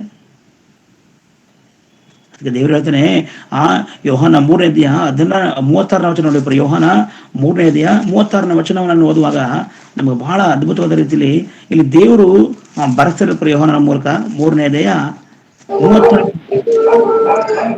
ಆತನ ಮಗನನ್ನು ನಂಬುವವನಿಗೆ ನಿತ್ಯ ಜೀವ ಉಂಟು, ಮಗನಿಗೆ ಒಳಗಾದವನು ಜೀವವನ್ನು ಕಾಣುವುದೇ ಇಲ್ಲ, ದೇವರ ಕೋಪವು ಅವನ ಮೇಲೆ ನೆಲೆಗೊಂಡಿರುವುದು. ಮಗನನ್ನ ಅದ್ಭುತವಾದ ರೀತಿಯಲ್ಲಿ ಬರೀತಾರೆ ದೇವರಲ್ಲಿ. ಯಾರು ಮಗನನ್ನ ನಂಬುತ್ತಾರೋ ಆದ್ರೆ ನಿತ್ಯ ಜೀವ ಉಂಟಂತೆ ದೇವ್ರ ಮಕ್ಕಳೇ. ಯಾರು ಮಗನ ನಾವು ನಂಬೋದಿಲ್ವೋ ಅವನು ನಾಶನಕ್ಕೆ ಪಾತ್ರನಾಗ್ತಾನಂತೆ, ನಾಶನಕ್ಕೆ ಪಾತ್ರನಾಗ್ತಾನಂತೆ ದೇವ್ರ ಮಕ್ಕಳೇ. ಅದರಿಂದ ನಾವು ಆಲೋಚನೆ ಮಾಡಬೇಕು ದೇವ್ರ ಮಕ್ಕಳೇ, ಎಷ್ಟು ಅದ್ಭುತವಾದ ರೀತಿಯಲ್ಲಿ ದೇವರು ಬರೆಸ್ತಾರೆ ಪ್ರೆ. ಆತನ ಮಗನನ್ನು ನಂಬುವನು ನಿತ್ಯ ಜೀವ ಉಂಟು, ನಿತ್ಯ ಜೀವ ಅಂದ್ರೆ ಸಾವೇ ಇಲ್ಲದ ನಿತ್ಯ ಲೋಕಕ್ಕೆ ಹೋಗ್ತಾನೆ. ನಾನು ಮಗನಿಗೆ ಒಳಗಾದವನು ಜೀವವನ್ನು ಕಾಣೋದಿಲ್ಲ. ಇವತ್ತು ಅನೇಕ ಜನರು ತಪ್ಪಾದಂತ ವಾಕ್ಯಗಳನ್ನ ಇಟ್ಕೊಂಡಿದ್ದಾರೆ. 3 ಜನ ಒಬ್ಬರೇ ಅಂತ. ದೇವ್ರಿಗೆ ಇಲ್ಲಿ ಜ್ಞಾನ ಇಲ್ವಪ್ರೆ. ಅದು ಹೇಳ್ತಾರೆ ನೋಡಿ, ಎಷ್ಟು ಅದ್ಭುತವಾಗಿರ್ತಾನೆ. 31 ತಂದೆಯಾದ ದೇವರು ತನ್ನ ಮಗನನ್ನು ಪ್ರೀತಿಸಿ ಎಲ್ಲವನ್ನು ಆತನ ಕೈಯಲ್ಲಿ ಕೊಟ್ಟಿದ್ದಾನೆ ಅಂತ ಹೇಳ್ತದೆ. ವಾಕ್ಯ ಎಷ್ಟು ಅದ್ಭುತವಾಗಿರ್ತದೆ. ಇದನ್ನ ಅರ್ಥ ಮಾಡಿಕೊಳ್ಳದೆ, ವಾಕ್ಯಗಳನ್ನು ಪರೀಕ್ಷೆ ಮಾಡದೆ, ಹೊಟ್ಟೆ ಪಾಡುಗೋಸ್ಕರ ತಪ್ಪು ಬೋಧನೆಗಳನ್ನು ಮಾಡಿಕೊಂಡು ಲಕ್ಷಾಂತರ ಜನಗಳನ್ನ ಸೇರಿಸ್ಕೊಂಡು, ನಾನು ದೊಡ್ಡ ಶ್ರೀಮಂತ, ದೇವ್ರು ನನಗೆ ಅದು ಕೊಟ್ರು, ನನಗೆ ಇದು ಕೊಟ್ರು. ಹೌದು, ಒಳ್ಳೆದನ್ನ ಹೇಳಿದ್ರೆ ಯಾರು ಬರಲ್ಲ ಜನರು. ನಿನ್ನ ಮನೆಯಲ್ಲಿ ನೀನು ಒಳ್ಳೇದೇಳು, ನೀನು ಕುಡಿಬೇಡ, ನೀನು ಕೆಟ್ಟತನ ಮಾಡುವಂತ ನಿನ್ನನ್ನೇ ಸಹಿಸಲ್ಲ ಮನೆಯಲ್ಲಿ. ಅದೇ ನೀನು ಬಾ ಕುಡಿಯೋಣ, ತಿನ್ನೋಣ, ಅದು ಮಾಡೋಣ, ಎಲ್ಲರನ್ನೂ ಪ್ರೀತಿ ಮಾಡ್ತಾರೆ ಪ್ರೆ. ನೀನು ಒಳ್ಳೇದು ಹೇಳು. ಇವತ್ತು ಜಗತ್ತಲ್ಲಿ ಅದೇ ತರ ಪ್ರೆ. ತಪ್ಪು ಬೋಧನೆಗಳನ್ನ ಮಾಡುವ ಜನರ ಹತ್ರ ಜನ ರಾಶಿ ಹೋಗ್ತಾರೆ ಪ್ರೆ. ನಿಜವಾದಂಥ ವಾಕ್ಯಗಳನ್ನು ಕೊಡುವಾಗ ಜನರು ಬರೋದಿಲ್ಲ ಪ್ರೆ. ಜನರು ಇಷ್ಟಪಡೋದಿಲ್ಲ, ವಾಕ್ಯಗಳು ಇಷ್ಟಪಡೋದಿಲ್ಲ. ನಿಜವಾದಂತಹ ಜ್ಞಾನವನ್ನು ಮನುಷ್ಯನ ಇಷ್ಟಪಡೋದಿಲ್ಲ ಪ್ರೆ. ತಪ್ಪದ ಜ್ಞಾನದಲ್ಲಿ ಅವನು ಹೋಗ್ತಾನೆ ಹೊರತು ಅದನ್ನ ನೋಡಿ ನಾವು ಭಯ ಪಡೋದು ಬೇಡ ಪ್ರೆ. 5 ಜನರಾಗ್ಲಿ ಪ್ರೆ, ನಾವು ಒಳ್ಳೆ ಜ್ಞಾನವನ್ನು ಕಳೆಯೋಣ. ದೇವರ ರಾಜ್ಯದಲ್ಲಿ ಆ ಒಂದು ನಿತ್ಯ ಜೀವನ ನಾವು ಪಡ್ಕೊಳ್ಳೋಣ ಪ್ರೇ. ಯಾಕಂದ್ರೆ ಅಲ್ಲಿ ಹೇಳ್ತದೆ ಪ್ರೇ, ದೇವರ ಕೋಪವು ಆತನ ಮೇಲೆ ನೆಲೆಗೊಂಡಿದೆ. ಯಾರೋ ದೇವರ ಯೇಸು ಕ್ರಿಸ್ತನ ಮಾತನ್ನ ಕೇಳಿದ್ರು ಆಲ್ರೆಡಿ ಕೋಪ ಬರ್ತದಂತ ಪ್ರೇ. ಮಗ ನಮ್ಮದೇವರ ನಿತ್ಯ ಜೀವನವನು ಶಿಕ್ಷೆ ಬರಬಾರ್ದಂದ್ರೆ ಏನ್ ಮಾಡಬೇಕು, ನೀನು ಸರಿಯಾದ ರೀತಿ ಹೇಳ್ಬೇಕು ಪ್ರೇ. ಅದಕ್ಕೆ ಕೀರ್ತನೆ 2ನೇ 11ನೇ ವಚನ ಹೇಳ್ತದೆ ಪ್ರೇ. ಕೀರ್ತನೆ ನೋಡಿ ಪ್ರೇ, 2ನೇ ಅಧ್ಯಾಯ 11ನೇ ವಚನವನ್ನ ನೋಡೋಣ.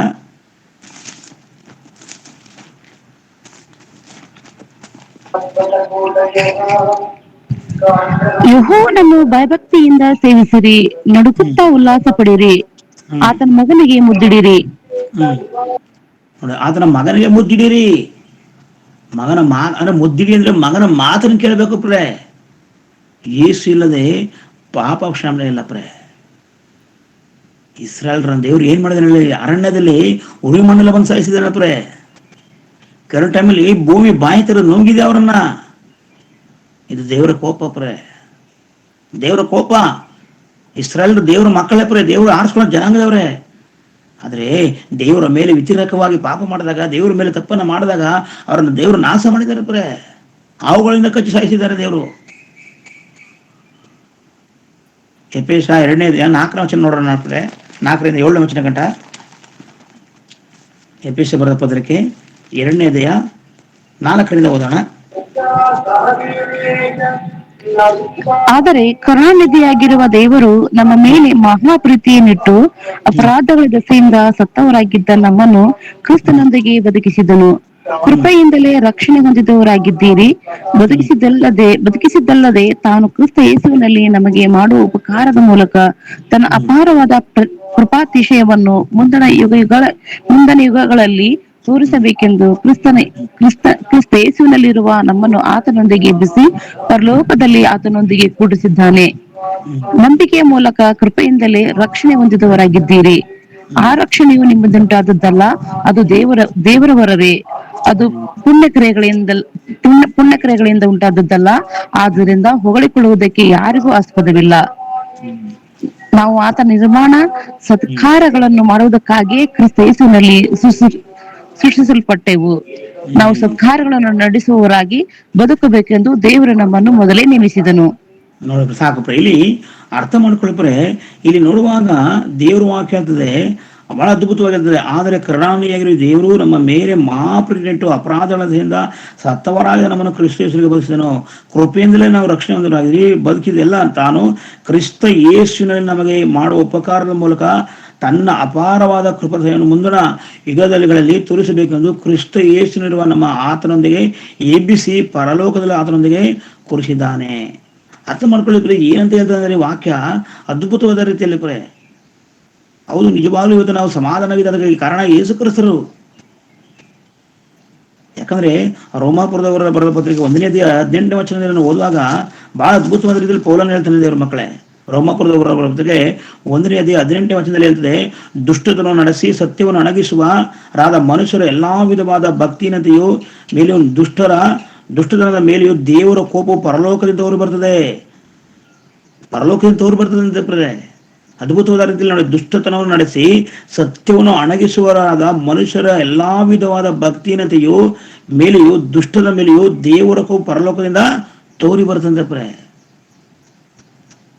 ಕೊಲಸ್ಸಿಯ 3ನೇ ಅಧ್ಯಾಯ 5ನೇ ವಚನದಲ್ಲೂ ಸಹ ನೋಡುವಾಗ ಅಲ್ಲೂ ಸಹ ಬರೆಯಲ್ಪಟ್ಟಿದೆ. ನೀವು ಬೇಕಾದ್ರೆ ಮನೇಲಿ ಓದ್ಕೊಳ್ಳಿ.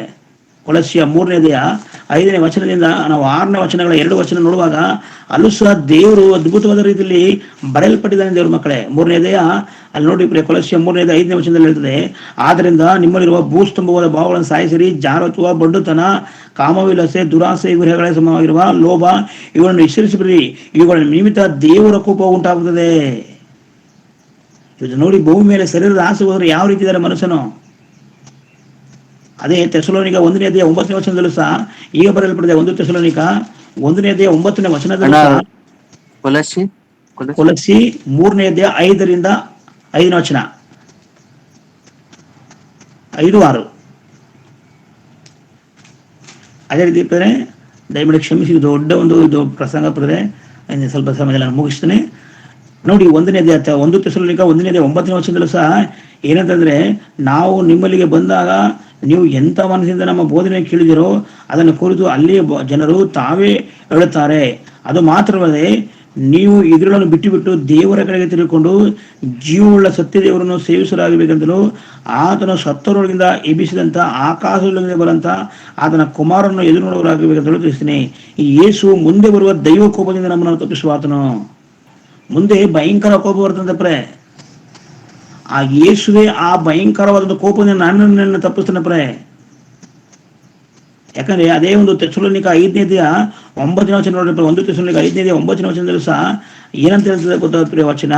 5ನೇ ಅಧ್ಯಾಯ 9ನೇ ವಚನ, 1 ತೆಸಲೋನಿಕ 5ನೇ ಅಧ್ಯಾಯ 9ನೇ. ಯಾಕಂದ್ರೆ ದೇವರು ನಮ್ಮನ್ನು ತನ್ನ ಕೋಪಕ್ಕೆ ಗುರಿ ಮಾಡಬೇಕೆಂದು ನೇಮಿಸದೆ ನಾವು ನಮ್ಮ ಕರ್ತನಾದಂಥ ಯೇಸು ಕ್ರಿಸ್ತನ ಮೂಲಕವಾಗಿ ರಕ್ಷಣೆ ಸಂಪಾದಿಸಬೇಕೆಂದು ನೇಮಿಸಿದನು ಅಂತ ಹೇಳ್ತದೆ ದೇವ್ರ ಮಕ್ಕಳೇ. ಯೆರೆಮೀಯ 23ನೇ ಅಧ್ಯಾಯ 19ನೇ ವಚನ ಓದುವಾಗ, ಯೆರೆಮೀಯ 23ನೇ ಅಧ್ಯಾಯ 19ನೇ ವಚನವನ್ನು ಯಾರಾದರೂ ಓದಿಪ್ರೆ? ಯೆರೆಮೀಯ ಪುಸ್ತಕ 23ನೇ ಅಧ್ಯಾಯ 19ನೇ ವಚನ.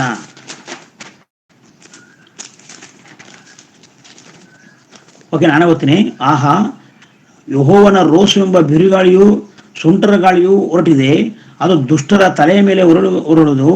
ಯೆಹೋವನು ತನ್ನ ಹೃದಯ ಆಲೋಚನೆ ನಡೆಸಿ ನೆರೆಸುವ ತನಕ ಆತನ ರೋಷವು ಹಿಂದಿರುಗುವುದು. ಕಟ್ಟಕಡೆ ದಿನದಲ್ಲಿ ನೀವು ಇದನ್ನು ಸ್ಪಷ್ಟವಾಗಿ ಗ್ರಹಿಸುವಿರಿ. ಬಿರುಗಾಳಿ ಪ್ರೇ, ದೇವರ ಕೋಪ ಗುರಿಯಾಗಬೇಕಾದ್ರೆ ಎಷ್ಟು ಅನಾಹುತಗಳಾಗ್ತದೆ ಗೊತ್ತಿದೆ ದೇವ್ರ ಮಕ್ಕಳೇ. ಭಯಂಕರವಾಗಿ ದೇವರ ಬಿರುಗಾಳಿ ಮೂಲಕ ನೋಡಿ, ಕೆಲವು ಟೈಮಲ್ಲಿ ಬಿರುಗಾಳಿ ಬಂದಾಗ ಎಷ್ಟು ಭಯಂಕರವಾದ ರೀತಿಯಲ್ಲಿ ನಾಶ ಆಗಿರ್ತದೆ ಪ್ರೇ. ಅಲ್ಲಿ ಮನೆ ಉದಾಯಿತು, ಅಲ್ಲಿ ಭೂಕಂಪ ಆಯಿತು, ಇಲ್ಲಿ ಭೂಕಂಪ ಆಯಿತು. ದೇವರ ಕೋಪ ಭಯಂಕರವಾಗಿದೆ ಪ್ರೇ. ಅದರಿಂದಲೇ ನಾವು ದೇವರು ಉಗ್ರತೆ ಪಾತ್ರ ಯಾರು? ದೇಹದ ಮೂಲಕ ಮಾಡಿದ ಪಾಪಕ್ಕೋಸ್ಕರ ಒಂದು ದಿನ ನಾವು ಶಿಕ್ಷೆ ಅನುಭವಿಸ್ಬೇಕಾಗ್ತದೆ ದೇವ್ರ ಮಕ್ಕಳೇ. ಅದರಿಂದ ನಾವು ನೀತಿವಂತರಾಗಿ ಜೀವಿಸಬೇಕು. ಮೊದಲೇ ಯೇಸು ಬರುವಾಗ ಹೇಳಿದರೆ, ಮೊದಲೇ ಯೇಸು ಕ್ರಿಸ್ತನ ಒಂದನೇ ಸನ್ಮಾನ ಭೂಕಂಪಗಳಾಗ್ತವೆ ನೋಡಿಪ್ರೆ. ಈಗ ಎಲ್ಲ ಅನೇಕ ಸಾರಿ ನೋಡಿಪ್ರೆ, ಸುನಾಮಿ ಬಂದು ಭೂಕಂಪ ಬಂದು ಅನೇಕ ಜನ. ಆದರೆ ಈ ಬರ ಅನ್ನೋದು ಬಂದಿಲ್ಲ ಪ್ರೇ. ಈ ಜಗತ್ತಿಗೆ ನಾವು ಈಗ ತಲೆಮಾರಿನಲ್ಲಿ ಬರ ಅನ್ನೋದು ಬಂದಿಲ್ಲ. ಒಂದು ವೇಳೆ ಭೂಮಿ ಮೇಲೆ ಮಳೆನೇ ಬರಲಿಲ್ಲ ಅಂದ್ರೆ ಪ್ರೇ ಏನಾಗ್ತೀವಿ ನಾವು? ಒಂದು ವೇಳೆ ದೇವರು ಈ ಬರಗಾಲವನ್ನ ಬರ ಮಾಡಿದ್ರೆ ನನ್ನ ಪರಿಸ್ಥಿತಿ ಏನಾಗ್ಬೋದು ಗೊತ್ತಾ ನಿಮಗೆ? ಇಸ್ರಾಯೇಲರ ಚರಿತ್ರೆ ನೋಡುವಾಗ ಅಲ್ಲಿ ಬರಗಾಲ ಬಂದು ಅವರು ತಮ್ಮ ಮಕ್ಕಳನ್ನೇ ಬೇಸು ತಿಂದಿದ್ದಾರೆ ಪ್ರ. ಅಂತ ಒಂದು ಬರಗಾಲ ಬಂದಿದೆ ಪ್ರ. ತಾವು ಎತ್ತಂತ ಮಕ್ಕಳನ್ನೇ ಕಟ್ ಮಾಡಿ ಅವರು ಬೇಯಿಸ್ಕೊಂಡು ಮಕ್ಕಳನ್ನು ತಿಂದಿದ್ದಾರೆ ಪ್ರ. ದೇವರ ಭಯಂಕರನು, ಉಗ್ರನು ಆತನ ಕೋಪಕ್ಕೆ ಯಾರು ಸಹ ನಿಲ್ಲಕ್ಕೆ ಸಾಧ್ಯ ಇಲ್ಲ ದೇವ್ರ ಮಕ್ಕಳೇ. ಅದು ದೇವರ ಬಳಿಗೆ ಬಂದು ದೇವರ ಹತ್ರ ನನಗೆ ಅದು ಬೇಕು ಇದು ಬೇಕು ಅಂತ ಕೇಳ್ತಾ ಇದ್ದಾನೆ ಹೊರತು ದೇವರ ಜ್ಞಾನವನ್ನು ಕಲಿತಲ್ಲ ಮನುಷ್ಯನು. ಯೇಸು ಕ್ರಿಸ್ತನು ಅದರಲ್ಲೇ ತಿಳಿಸಿದಾನೆ ಪ್ರೇ ಅಲ್ವಾ? ನಾವು ಸುನಾಮಿ ನೋಡುವಾಗ ಎಷ್ಟು ಜನ ಸತ್ತೋದ್ರು ಪ್ರೇ. ಭೂಕಂಪ ನೋಡಿ ಅಲ್ಲಿ ಎಷ್ಟು ಜನ ಸಾಯ್ತಾ ಇದಾರೆ ಪ್ರೇ. ನಮ್ಮ ಕಾಲದಲ್ಲಿ ಬರಗಾಲ ಬಂದಿಲ್ಲ ಪ್ರೇ. ಒಂದು ವೇಳೆ ಅಕಸ್ಮಾತ್ ಬರಗಾಲ ಬಂದ್ರೆ ಏನು ಗತಿ? ಮರವನ್ನ ಕಡಿಬಾರ್ದು ಅಂತ ಹೇಳ್ತಾರೆ ಪ್ರೇ. ಕಡಿದ್ರೆ ಏನಾಗ್ತದೆ ಅಂತ ಇವ್ರು ಹೇಳ್ತಾರೆ ಪ್ರೇ. ಮರವನ್ನ ಕಡಿದ್ರೆ ಮಳೆ ಬರಲ್ಲ ಪ್ರೇ. ಮಳೆ ಬರಲಿಲ್ಲ ಅಂದ್ರೆ ಮನುಷ್ಯನಿಗೆ ಭೂಮಿಲಿ ಯಾವ ರೀತಿ ಬದುಕ್ತಾನೆ ಹೇಳಿ? ಯಾವ ರೀತಿ ಬೆಳೆಗಳು ಬೆಳೀತವೆ? ಯಾವ ರೀತಿ ರೈತನು ಉತ್ಪನ್ನ ಮಾಡ್ತಾನೆ ಹೇಳಿ? ಮಳೆ ಬರಲಿಲ್ಲ ಅಂದ್ರೆ ಎಲ್ಲಿಂದ ನೀರು ಬರ್ತದೆ? ಅಪಾಯ ಇದೆ ಪ್ರೇ. ಮರವನ್ನ ಕಡಿಮೆ ಅಪಾಯ ಇದೆ ಅಂತ ಹೇಳಿದ ಬೈಬಲು. ಎಚ್ಚರಿಕೆ ಕೊಟ್ಟಿದ್ದಾರೆ ಪ್ರೇ. ಇಂದ ದೇವರ ಕೋಪಕ್ಕೆ ಗುರಿಯಾಗದಂತೆ ನೀತಿವಂತರಾಗಿ ನಾವು ಜೀವಿಸೋಣ ಪ್ರೇ. ದೇವರ ಕೋಪಕ್ಕೆ ಗುರಿಯಾಗದೆ ನೀತಿವಂತರಾಗಿ ಬದುಕಿ ಈ ಭೂಮಿಯಲ್ಲಿ ನಮ್ಮ ದೇಹದ ಮೂಲಕ ದೇವರನ್ನ ಪ್ರಚುರಪಡಿಸಿ ಅನೇಕರ ದೇವರ ಕಡೆಗೆ ನಾವು ತಿರುಗಿಸೋಣ ಪ್ರೇ. ಯಾಕಂದ್ರೆ ನಾವೆಲ್ಲರೂ ನೀತಿವಂತರಾಗಬೇಕನ್ನೋದೇ ದೇವರ ಆಸೆ. ನಾವು ಯಾರು ಸಹ ಮುಂದೆ ಬರುವಂತ ಯೇಸು ಕ್ರಿಸ್ತನ ಬರುವಾಗ ಭಯಂಕರವಾದ ಎದೆಯನ್ನ ಬಡ್ಕೊಳ್ತಂದ್ರೆ ಪ್ರೇ. ಪ್ರಕಟಣೆ ಗ್ರಂಥ 1ನೇ ಅಧ್ಯಾಯ ನೋಡಿ ಯೇಸು ಕ್ರಿಸ್ತನ ಬರುವಾಗ ಎಂತ ಒಂದು ಭಯಂಕರವಾದಂಥ ಪರಿಸ್ಥಿತಿಗಳು ಮುಂದಿನ ದಿನಗಳಲ್ಲಿ. ಪ್ರಕಟಣೆ ಗ್ರಂಥ 1ನೇ ಅಧ್ಯಾಯ ನಾವು 3ನೇ ವಚನವನ್ನ ನಾವು ಗಮನಿಸಿದರೆ ಅಲ್ಲಿ 7ನೇ ವಚನ ನೋಡುವಾಗ ಇಲ್ಲಿ ಈಗ ಮೇಘದೊಂದಿಗೆ ಬರ್ತೀನಿ, ಎಲ್ಲರ ಕಣ್ಣುಗಳು ಆತನನ್ನು ಕಾಣುವು, ಆತನ ಇರಿದವರು ಕಾಣುವರು, ಭೂಮಿಗಳ ಎಲ್ಲಾ ಕುಳಿದರು ಅದನ್ನು ನೋಡಿ ಎದೆ ಬಡ್ಕೊಳ್ಳುವರು. ಹೌದು, ಹಾಗೆ ಆಗುವುದು. ಎದೆನ ಬಡ್ಕೊಳ್ತಾರೆ ಅದಪ್ರೆ. ಅಂತ ಒಂದು ಪರಿಸ್ಥಿತಿ, ದುರ್ಪರಿಸ್ಥಿತಿ ಮುಂದೆ ಬರುವ ದೈವ ಕೃಪೆಯಿಂದ ಅಂದ್ರೆ ಭಯಂಕರವಾಗಿದೆ. ಸೂರ್ಯ ಚಂದ್ರ ನಕ್ಷತ್ರಗಳು ಎಲ್ಲವೂ ಸಹ ನಾಶವಾಗ್ತದೆ ಬ್ರೆ. ಮನುಷ್ಯನು ಈ ಭೂಮಿಯಿಂದ ನಾಶನವಂತಾನೆ, ಈ ಭೂಮಿ ಎಲ್ಲ ಸುಟ್ಟೋಗ್ತದೆ ಬ್ರೆ. ಒಂದು ವೇಳೆ ನಮ್ಮ ಮಕ್ಕಳು ಮೊಮ್ಮಕ್ಕಳು ಹುಟ್ಟಿದಾಗ ಎಷ್ಟೊಂದು ಭಯಂಕರವಾದಂಥ ಪಾಪಗಳು ಈ ಭೂಮಿಯಲ್ಲಿ ಬರುವುದು ನೋಡಿದ್ರೆ ಆಲೋಚನೆ ಮಾಡ್ರಿ. ದೇವರು ಆತನು ಕರುಣಾಮಯ ಅಲ್ಲ ಪ್ರೆ. ಕರುಣಾಮಯ ಆಗಿರೋದಕ್ಕೋಸ್ಕರ ತನ್ನ ಮಗನಾದ ಯೇಸು ಕ್ರಿಸ್ತನ ಕಳಿಸ್ಕೊಟ್ಟಿದ್ದಾನೆ. ಅದನ್ನ ಮಾರ್ಗವನ್ನು ತಿಳಿಸ್ಕೊಂಡು ಹೇಳ್ಕೊಟ್ಟಿದ್ದಾನೆ. ಎಲ್ಲವನ್ನ ದೇವರು ಸತ್ಯವೇದದಲ್ಲಿ ಬರೆಸಿದ್ದಾರೆ ಪ್ರೆ. ಇದೆಲ್ಲವನ್ನು ಕೊಟ್ಟರು ಮನುಷ್ಯನ ದಿನೇ ದಿನೇ ಪಾಪದಲ್ಲಿ ಜೀವಿಸುತ್ತಾ ಅವರು ನಾನು ತಪ್ಪು ಮಾಡಿದ್ರೆ ಏನು ಶಿಕ್ಷೆ ಆಗಲ್ಲ ಅಂತ ಆತನ ಏನ್ ಮಾಡ್ತಾನೆ, ಈ ಒಂದು ಅದ್ದೂರಿಯಾಗಿ ಈ ಭೂಮಿಯಲ್ಲಿ ಬದುಕ್ತದೆ ಪ್ರೆ. ಆದರೆ ಒಂದಲ್ಲ ಒಂದು ದಿನ ಅದಕ್ಕೆ ಸಕ್ಕ ಶಿಕ್ಷೆ ಅನುಭವಿಸಿ ನಾವು ಸರ್ವನಾಶವನ ಒಂದು ದಿನ ಬರ್ತದೆ ಪ್ರೆ. ಅದರಿಂದ ನನ್ನ ಪ್ರಿಯ ಸಹೋದರ ಸಹೋದರರೇ, ನಾನು ನೀನು ದೇವರ ಮಾತುಗಳನ್ನ ಹೆಚ್ಚಾಗಿ ಕಲಿತು, ದೇವರ ಜ್ಞಾನವನ್ನು ಕಲಿತು ಆ ದೇವರಿಗೆ ಒಂದು ಪರಿಶುದ್ಧರಾಗಿ ಜೀವಿಸಿ ಅನೇಕರನ್ನ ಪರಿಶುದ್ಧತೆ ನಡೆಸೋಣ ಪ್ರೆ. ನಾವು ನೀತಿವಂತರಾಗಿ ಬದುಕೋಣ ಅಂತ ಈ ಅಂಶದ ಮೂಲಕ ಎಚ್ಚರಪಡಿಸುತ್ತಾ ನಾನು ಇಲ್ಲಿಗೆ ಈ ಅಂಶವನ್ನು ಮುಗಿಸ್ತಾ ಇದ್ದೀನಿ. ನಾವು ಕಣ್ಣುಗಳು ಮುಚ್ಚಿ ನಾವು ಪ್ರಾರ್ಥನೆ ಮಾಡಿಕೊಳ್ಳೋಣ. ನಮ್ಮನ್ನು ಬಹಳವಾಗಿ ಪ್ರೀತಿಸಿದಂಥ ಪರಲೋಕ ತಂದೆ, ನಿಮ್ಮ ನಾಮಕ್ಕೆ ವಂದನೆಗಳು, ಸ್ತೋತ್ರಗಳಪ್ಪ ತಂದೆ. ಸ್ವಲ್ಪ ಸಮಯ ನಿಮ್ಮ ಮಾತುಗಳ ಕರ್ತನೆ ಈ ಗೂಗಲ್ ಮೂಲಕವಾಗಿ ದೇವರೇ, ಮೀಟಿಂಗ್ ಮೂಲಕವಾಗಿ ದೇವರಿನ ಮಕ್ಕಳಿಗೆ ವಾಕ್ಯನ ಹಂಚಿಕೊಟ್ಟಂತ ಕೊಡಲಿಕ್ಕೆ ಕೊಟ್ಟಂತ ಸಾಮರ್ಥ್ಯಕ್ಕಾಗಿ ನಿಮಗೆ ವಂದನೆಗಳಪ್ಪ. ಅವರು ತಂದೆ, ದೇವರ ಉಗ್ರತೆಗೆ ಪಾತ್ರರು ಯಾರು ನನ್ನ ದೇವರೇ ನಮಗೆ ಕೂಲಂಕುಷವಾಗಿ ನಿನ್ನ ಮಾತುಗಳ ಮೂಲಕ ನಾವು ತಿಳಿಸ್ಕೊಟ್ಟಿದ್ದೀನಪ್ಪ ದೇವರೇ. ಈ ಮಾತುಗಳನ್ನ ಅರ್ಥ ಮಾಡಿಕೊಂಡು ಈ ಭೂಮಿಯಲ್ಲಿ ಮಕ್ಕಳು ಬದುಕಲಿಕ್ಕೆ ಸಹಾಯ ಮಾಡಪ್ಪ ತಂದೆ. ಈ ಗೂಗಲ್ ಮೀಟಿಂಗ್ ಮೂಲಕ ವಾಕ್ಯಗಳನ್ನ ಕಲಿತಾ ಇದ್ದಾರೆ ದೇವರೇ ತಂದೆ. ಹೌದು, ಇಲ್ಲಿ ಅನೇಕ ಜನರು ಬಂದು ಸೇರಿ ದೇವರೇ ಈ ವಾಕ್ಯಗಳನ್ನ ಕಲೀಲಿಕ್ಕೆ ಸಹಾಯ ಮಾಡು ದೇವರೇ. ಇದಕ್ಕೆ ದೇವರೇ ಎಲ್ಲವೂ ಪರೋಕ್ಷವಾಗಿ ಪ್ರತ್ಯಕ್ಷವಾಗಿ ಅಪ್ಪ ಕರ್ತನೆ ಕಾರ್ಯ ಮಾಡಿದ್ರೆ ಎಲ್ಲ ನಿಮ್ಮ ಮಕ್ಕಳಿಗಾಗಿ ಪ್ರಾರ್ಥಿಸ್ತೀನಿ. ಪ್ರತಿಯೊಬ್ಬರನ್ನ ದೇವರೇ ವಾಕ್ಯದಲ್ಲಿ ಬೆಳೆಸಿ ಆತ್ಮಿಕವಾಗಿ ಇನ್ನೂ ಸಹ ಈ ಒಂದು ಕರ್ತನೆ ಗೂಗಲ್ ಮೀಟಿಂಗ್ ಬೆಳೆಯಲಿಕ್ಕೆ ಸಹಾಯ ಮಾಡಪ್ಪ ದೇವರೇ. ಮತ್ತೊಂದು ಆವರ್ತಿ ದೇವರೇ, ಒಂದು ವೇಳೆ ಯಾರಿಗಾದ್ರೂ ಅನಾರೋಗ್ಯಗಳಿದ್ರೆ ದೇವರೇ ಅವ್ರನ್ನ ದೇವರು ಸ್ವಾಮಿ ಕರ್ತನೆ ನೀನು ಕರ್ತನೆ ಗುಣಪಡಿಸಿ ಅವರಿಗೆ ಆರೋಗ್ಯ ಸಮಾಧಾನ ಕೊಟ್ಟು ನಡೆಸಪ್ಪ. ವಿಶೇಷವಾಗಿ ರಾಮಣ್ಣ ಸಹೋದರಗಾಗಿ ಪ್ರಾರ್ಥಿಸ್ತೀನಿ, ಅವ್ರು ಮಾಡುವಂಥ ಸೇವೆಗಾಗಿ ಪ್ರಾರ್ಥಿಸ್ತೀನಪ್ಪ ದೇವರು. ಇನ್ನೂ ಅದ್ಭುತವಾದ ರೀತಿಯಲ್ಲಿ ಈ ಒಂದು ಕರ್ನಾಟಕ ಪ್ರಾಂತ್ಯದಲ್ಲಿ ಉತ್ತಮವಾದ ಸಂದೇಶನ ಕೊಟ್ಟು ಅನೇಕರನ್ನ ದೇವರ ಕಡೆಗೆ ತಿರುಗಿಸುವಂಥ ಕೃಪೆಯನ್ನು ಗ್ರಹಿಸುತ್ತಂದೆ. ಮತ್ತು ಈ ಗೂಗಲ್ ಮೀಟಿಂಗ್ ನಡೆಸುವಂತಹ ಸೃಷ್ಟಿಗಾಗಿ ಪ್ರಾರ್ಥಿಸ್ತೀನಿ. ಅವ್ರಿಗೂ ಆಯುಸ್ಸು ಆರೋಗ್ಯನ ಕೊಟ್ಟು ಇದು ಸೇವೆ ಇನ್ನೂ ಹೆಚ್ಚಾದ ರೀತಿಯಲ್ಲಿ ದೇವರ ಅಭಿವೃದ್ಧಿ ಆಗಲಿಕ್ಕೆ ಸಹಾಯ ಮಾಡಪ್ಪ ಕರ್ತನೆ. ಇದರಲ್ಲಿ ಬಂದಂಥ ಎಲ್ಲ ಮಕ್ಕಳನ್ನ ನಾವು ಉಂಟು ಬಲಪಡಿಸುತ್ತೇನೆ. ತಿರುಗಿಂದ ಆವತ್ತು ದೇವರೇ ಈ ದಿನವೆಲ್ಲ ನಿಮ್ಮ ಚಿತ್ತದ ಪ್ರಕಾರ ನಡೆಸಿರಿ, ಬಲಪಡಿಸಿರಿ. ಪ್ರಾರ್ಥನೆ ಕೇಳೋದಕ್ಕಾಗಿ ವಂದನೆ, ಜಯ ಕೊಡೋದಕ್ಕಾಗಿ ವಂದನೆ. ಯೇಸು ಕ್ರಿಸ್ತರ ಹೆಸರಲ್ಲಿ ಪ್ರಾರ್ಥನೆ ದೇವರೇ, ಆಮೇಲೆ ಅಂತ್ಯಾಶ ಹೊಂದಿಕೊಳ್ಳೋಣ. ನಮ್ಮ ತಂದೆಯಾದ ದೇವರ ಪ್ರೀತಿಯು, ಯೇಸು ಕ್ರಿಸ್ತನ ಕೃಪೆಯು, ಪವಿತ್ರ ಆತ್ಮ ಸಮಾಧಾನ ಐಕ್ಯತೆಯು ಈಗ ತಾನೇ ದೇವರ ವಾಕ್ಯಗಳನ್ನ ಕೇಳಿದ ಮಕ್ಕಳೊಟ್ಟಿಗೂ ದೇವದಾಸೊಟ್ಟಿಗೂ ನಿತ್ಯ ಕಾಲ ಇರಲಿ. ಆಮೇಲೆ ಎಲ್ಲರಿಗೂ